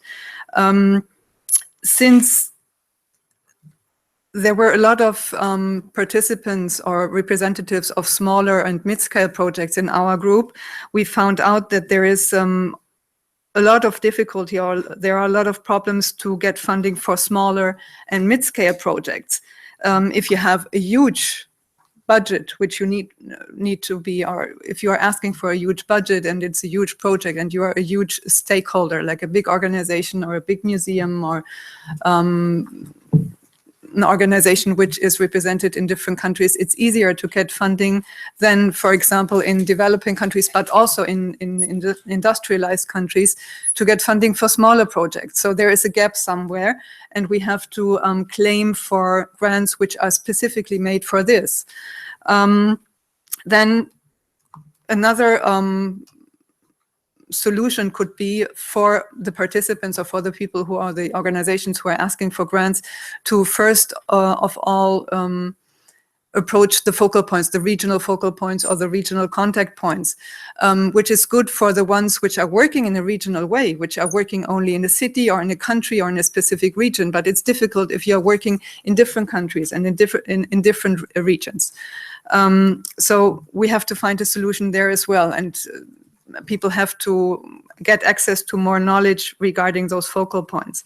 And then of course, at the end, we came to the question of real solutions, and we said we have to find innovative sources for funding. We cannot only approach the public entities or the international organizations, we also have to include the corporations, for example, or to ask to set up the international community to set up an ACE-related fund, because as we said at the beginning, we have different pots where we can apply for, but maybe we need a specific fund which is financing ACE-related projects. And then we had one comment that a lot of times the climate change education is an add-on to other bigger funds like renewable energies or something related. Maybe we should fight for having a specific climate change education component in different countries and in different regions, so that we are not only an add-on, but that we are a specific field of action. I think this is more or less everything which we talked about. Thank you.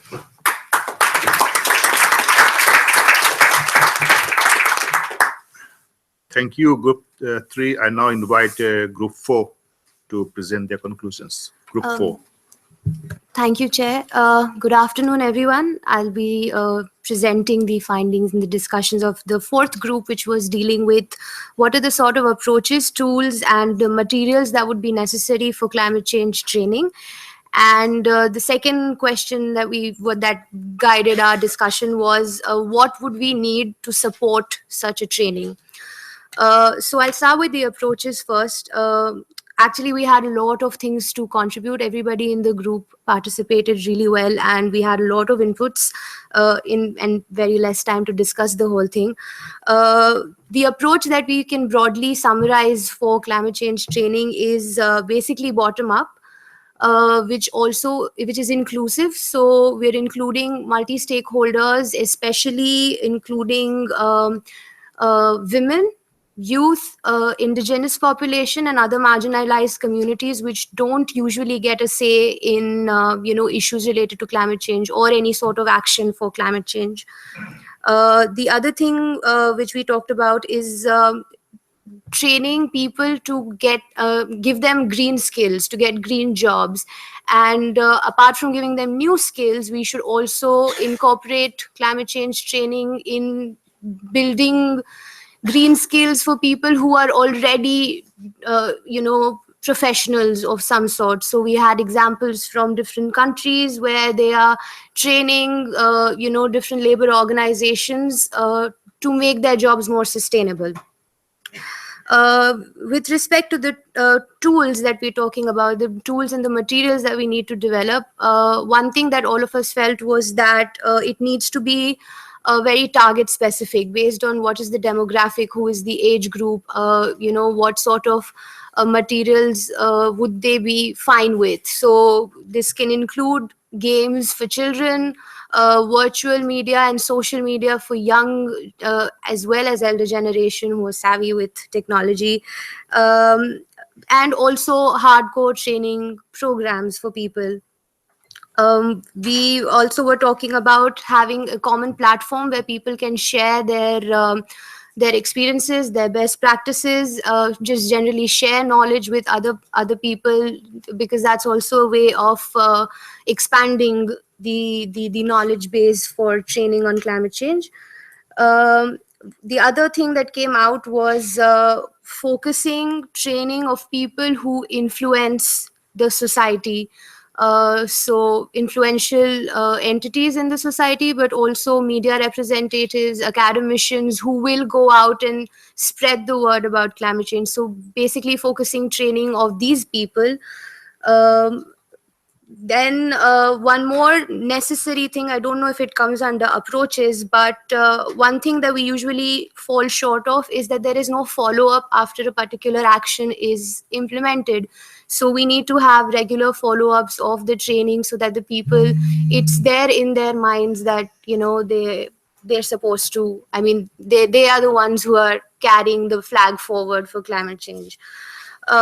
With regards to the second question, which is what is required to support this training for climate change, one is having the materials in a local language for people to understand, and also have translators or people who can communicate this information to people in the language that they understand. Guidelines and modules should be prepared at a common platform, and then that common module can be shared with people and used for training. We obviously need political, technical, and financial support, and I think the findings from the third working group would be very useful over here. And we were also discussing that apart from the International Funding Agency, we could also talk about public and private organizations who could probably fund training programs of this sort. Look at a safety net, a societal safety net of sorts, which takes into account what are the national circumstances, because different parts will have different political status, different social beliefs. So, having the training in a way that it is sensitive to the national circumstance where the training is happening. Empowerment and capacity building of the people who would be training. So training of the trainers is very essential. And over here also we need to create a balance, a gender balance and a youth balance, and having a balance with the indigenous community. We were talking about knowledge sharing and a platform for knowledge sharing. So that brings us to national as well as international cooperation for training, for furthering the agenda of climate change training. The necessary infrastructure for providing this sort of training centers or like modules which we spoke about, or the trainers who would be providing the training. The technology and the infrastructure which would be required for this should also be constantly updated and enhanced in order to fit into this adaptive or this transformational scenario. And we were talking about how to get people involved, because this is not something that people usually willingly join. So stressing on co-benefits, stressing on the ownership factor of this, bringing about behavioral change, a buy-in factor. The same thing about getting influential people on board so that they pull in more people to come in, and supporting this entire exercise through evidence-based, a strong evidence base through research or through other findings. And at the end of the day, always giving climate change a positive spin, because we're not talking about climate change that's going to probably kill us, but let's talk about climate change as an opportunity to have a better world, a better society. So that's what we talked about. Yeah.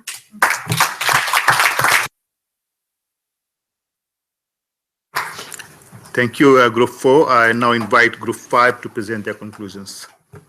Thank you, Chair. I would like to share with you the outcomes of the 5th working group. And speaking last, I'm glad to see that some of our points are also reflected into other working groups' outcomes. And first, we talked about how we could engage non-state actors more into climate change training. And what first came to our mind was that we really need to sell the benefits of these trainings to all stakeholders. And stakeholders that came up were companies, schools, communities, and so forth. And that we should also target the message of these trainings to make it relevant and personal to them. But we should also be aware in doing so that our audience might not be receptive to climate change messages. So really make it also appropriate for them. We also talked about going out of the traditional training settings, and peer-to-peer education was mentioned before, I think in the first working group, but also something that we discussed. And to reach also to local communities, we think it's important to use underground and grassroots organizations to give these trainings, or at least provide with their contacts. And also, we should make organizations aware of all the materials already available. We've heard so many things and so many tools in this session, and even this session, but also in this meeting already. But it's not always clear for everybody that these tools are around. And we think in order to do so, we need clear communication, but also promotion from a governmental side. And last, the barrier that kept coming up in the engagement of non-state actors into climate change training was funding. But unfortunately, we had a whole working group on that. The second question we talked about is what training do non-party stakeholders need to implement climate action themselves? And we really thought we should start with a general concept and just simplifying the message and making it applicable to their own life. And yet again, we came with the reaching out message. And we really thought it would be important to also empower local communities or local actors to not only act themselves, but also spread the message further. And we should not only look at schools or this, but also in the private sector, such as businesses. And in order to make it simple for people to make a good choice, we really feel there's a need to change systems. For example, if there's only junk food at your school, you can't really make an eco-friendly choice. So schools should also act on this, and this goes for all stakeholders. And in regards to reaching out more people, we could also think about using celebrities or other inspiring persons to lead by example, and so hopefully spread the message further. And into this, also using social media, online courses that might be accredited, and inspiring slogans, and one was mentioned is increase your handprint, not your footprint. And last but not least, because we wanted to end on a positive note, we have seen some really successful projects around, and we really think we should learn from each other. Thank you.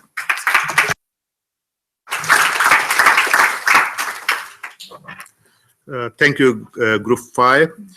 Before we move on to the closing session, I would like to give the floor to Ms. Roberta Iana, the ACE Focal for Italy, who has an announcement.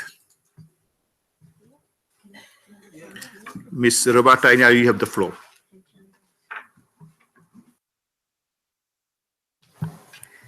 Thank you very much. I would like to thank the Secretariat to give me the opportunity, for giving me the opportunity to make this announcement on the occasion of the G7 environment to be hosted this year in Bologna, in Italy. The Italian Ministry for the Environment, in collaboration with Connect for Climate, is organizing a week of events to raise awareness and promote public participation. And well, I give the floor to Max, who is doing lots of the job. Thank you very much. So very briefly, the week of events is branded All for the Green, and it's really a campaign to encourage everybody to take on the green transition, the movement to a green economy, green productivity, as well as protecting our green natural assets. So the week is happening in Bologna from June 5th to the 12th, launching on World Environment Day, June 5th, with a concert. We're putting up a big stage in the middle of the city, showing climate-related and environmental-related films. We've got a digital media zone that's linking straight to the UN Ocean Conference happening at the same time. There's going to be an interfaith dialogue emphasizing the climate and environmental messages to protect our common home. There are youth engagement activities, and we're looking into hosting a sustainable fashion show that highlights the linkages between climate-smart agriculture and consumption. So please, this is an Italian-hosted event, but we are asking all of you to help us get this out to a global audience. Thank you.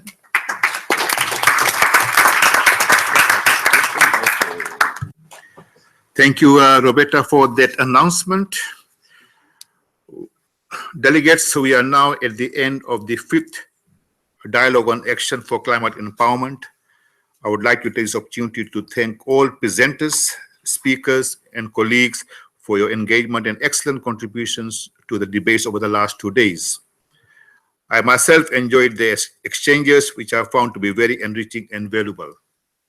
The presentations will be available on the UNFCCC website. Distinguished delegates, ladies and gentlemen, in November, the COP23 will take place in Bonn. Fiji, as the COP23 president, looks forward to you working with the COP22 presidency, the UNFCCC Secretariat, and the government of Germany to organize Young and Future Generations Day and the Education Day. I would like to invite you to watch the video of the Education Day at COP22 prepared by the Secretariat.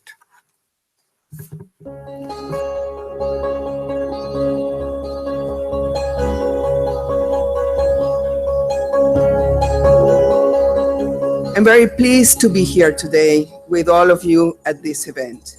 And I want to start by thanking Her Royal Highness, Princess Lala Hasna, for her leadership and commitment to climate change education and education for sustainable development. Education empowers people.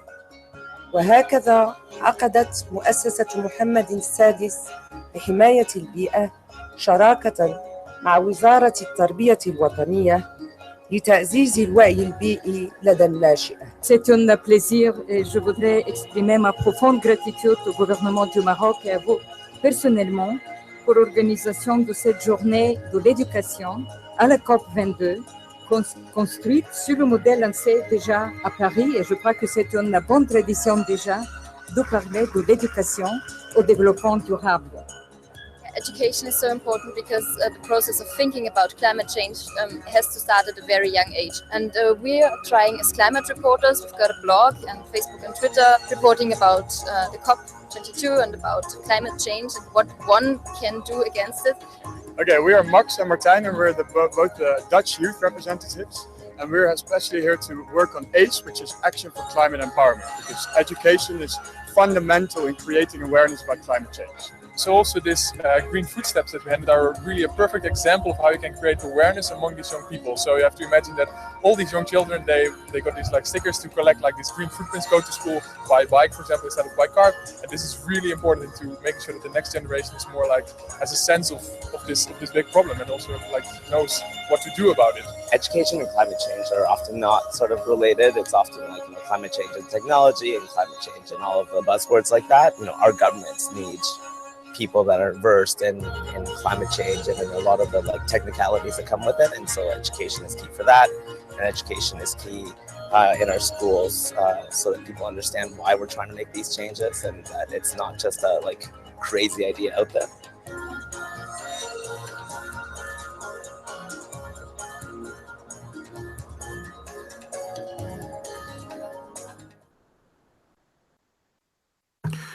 I would now like to invite Ms. Adriana Venezuela of the UNFCCC Secretariat to deliver closing remarks. Adriana, you have the floor.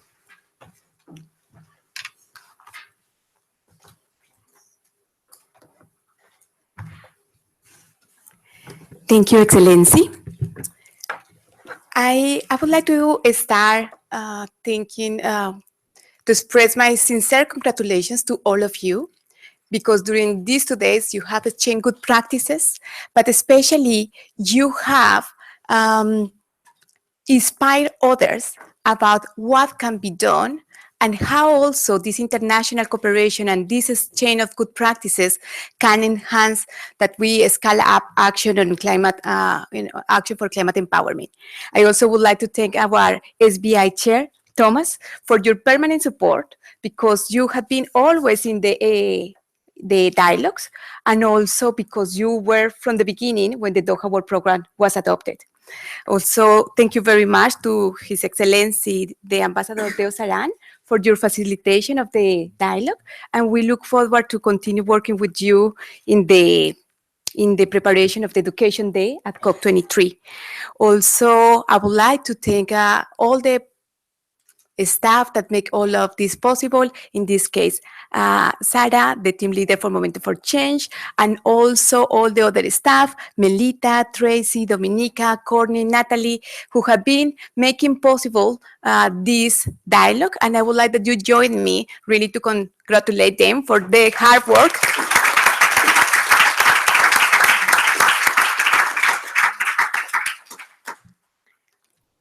The way forward, we look forward to continue working with you, to see all of you at the Education Day at COP23 here in Bonn, Germany, and also during the Young and Future Generation Day. It is a message that You are the champions. Now the task is to return back to your countries and to implement, to establish partnership, and to really inspire everybody to take action. Then thank you very much, and looking forward to seeing you very soon in November here in Bonn to all of you. Thank you.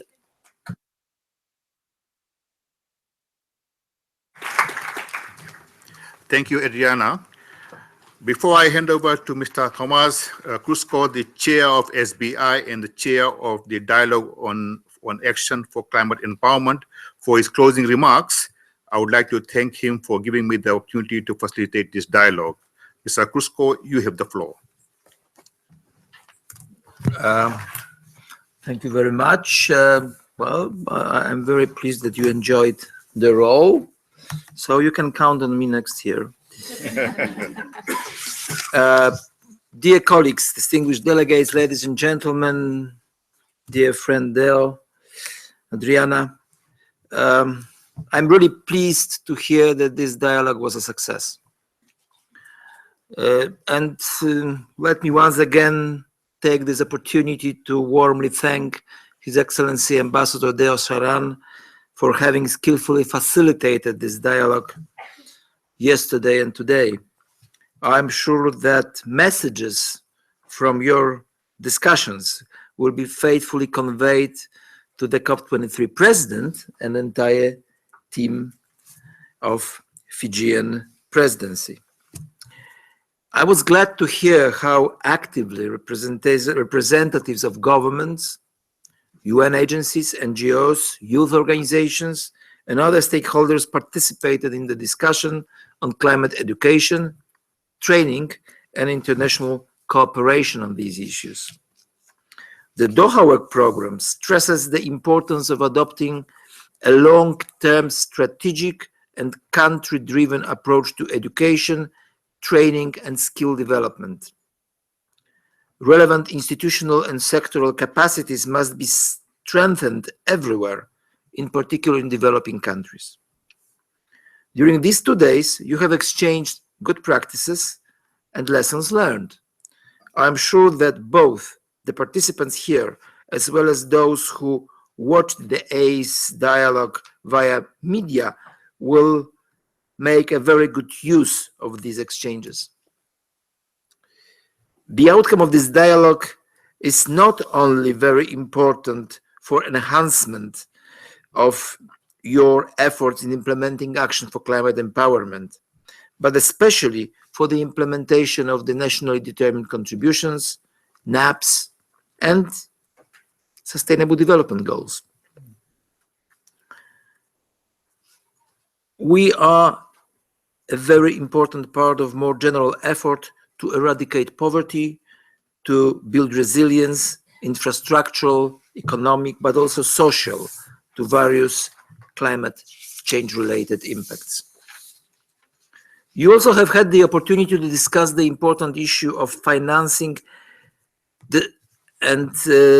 financing to support action for climate empowerment.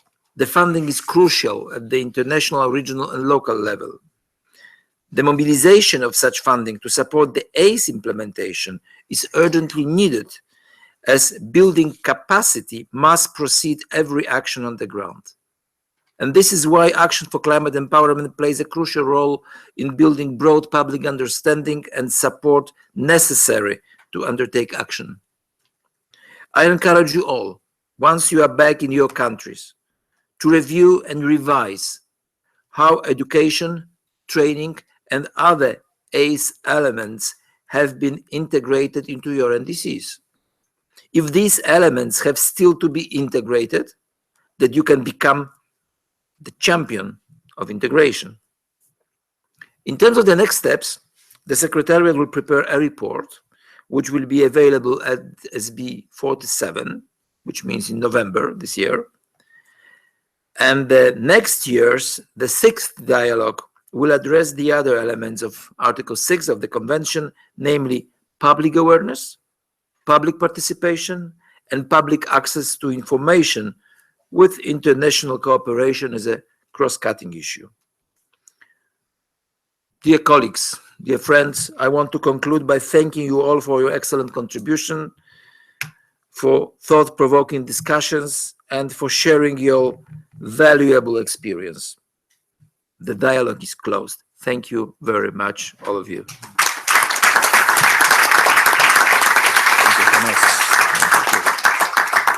Thanks, Brianna.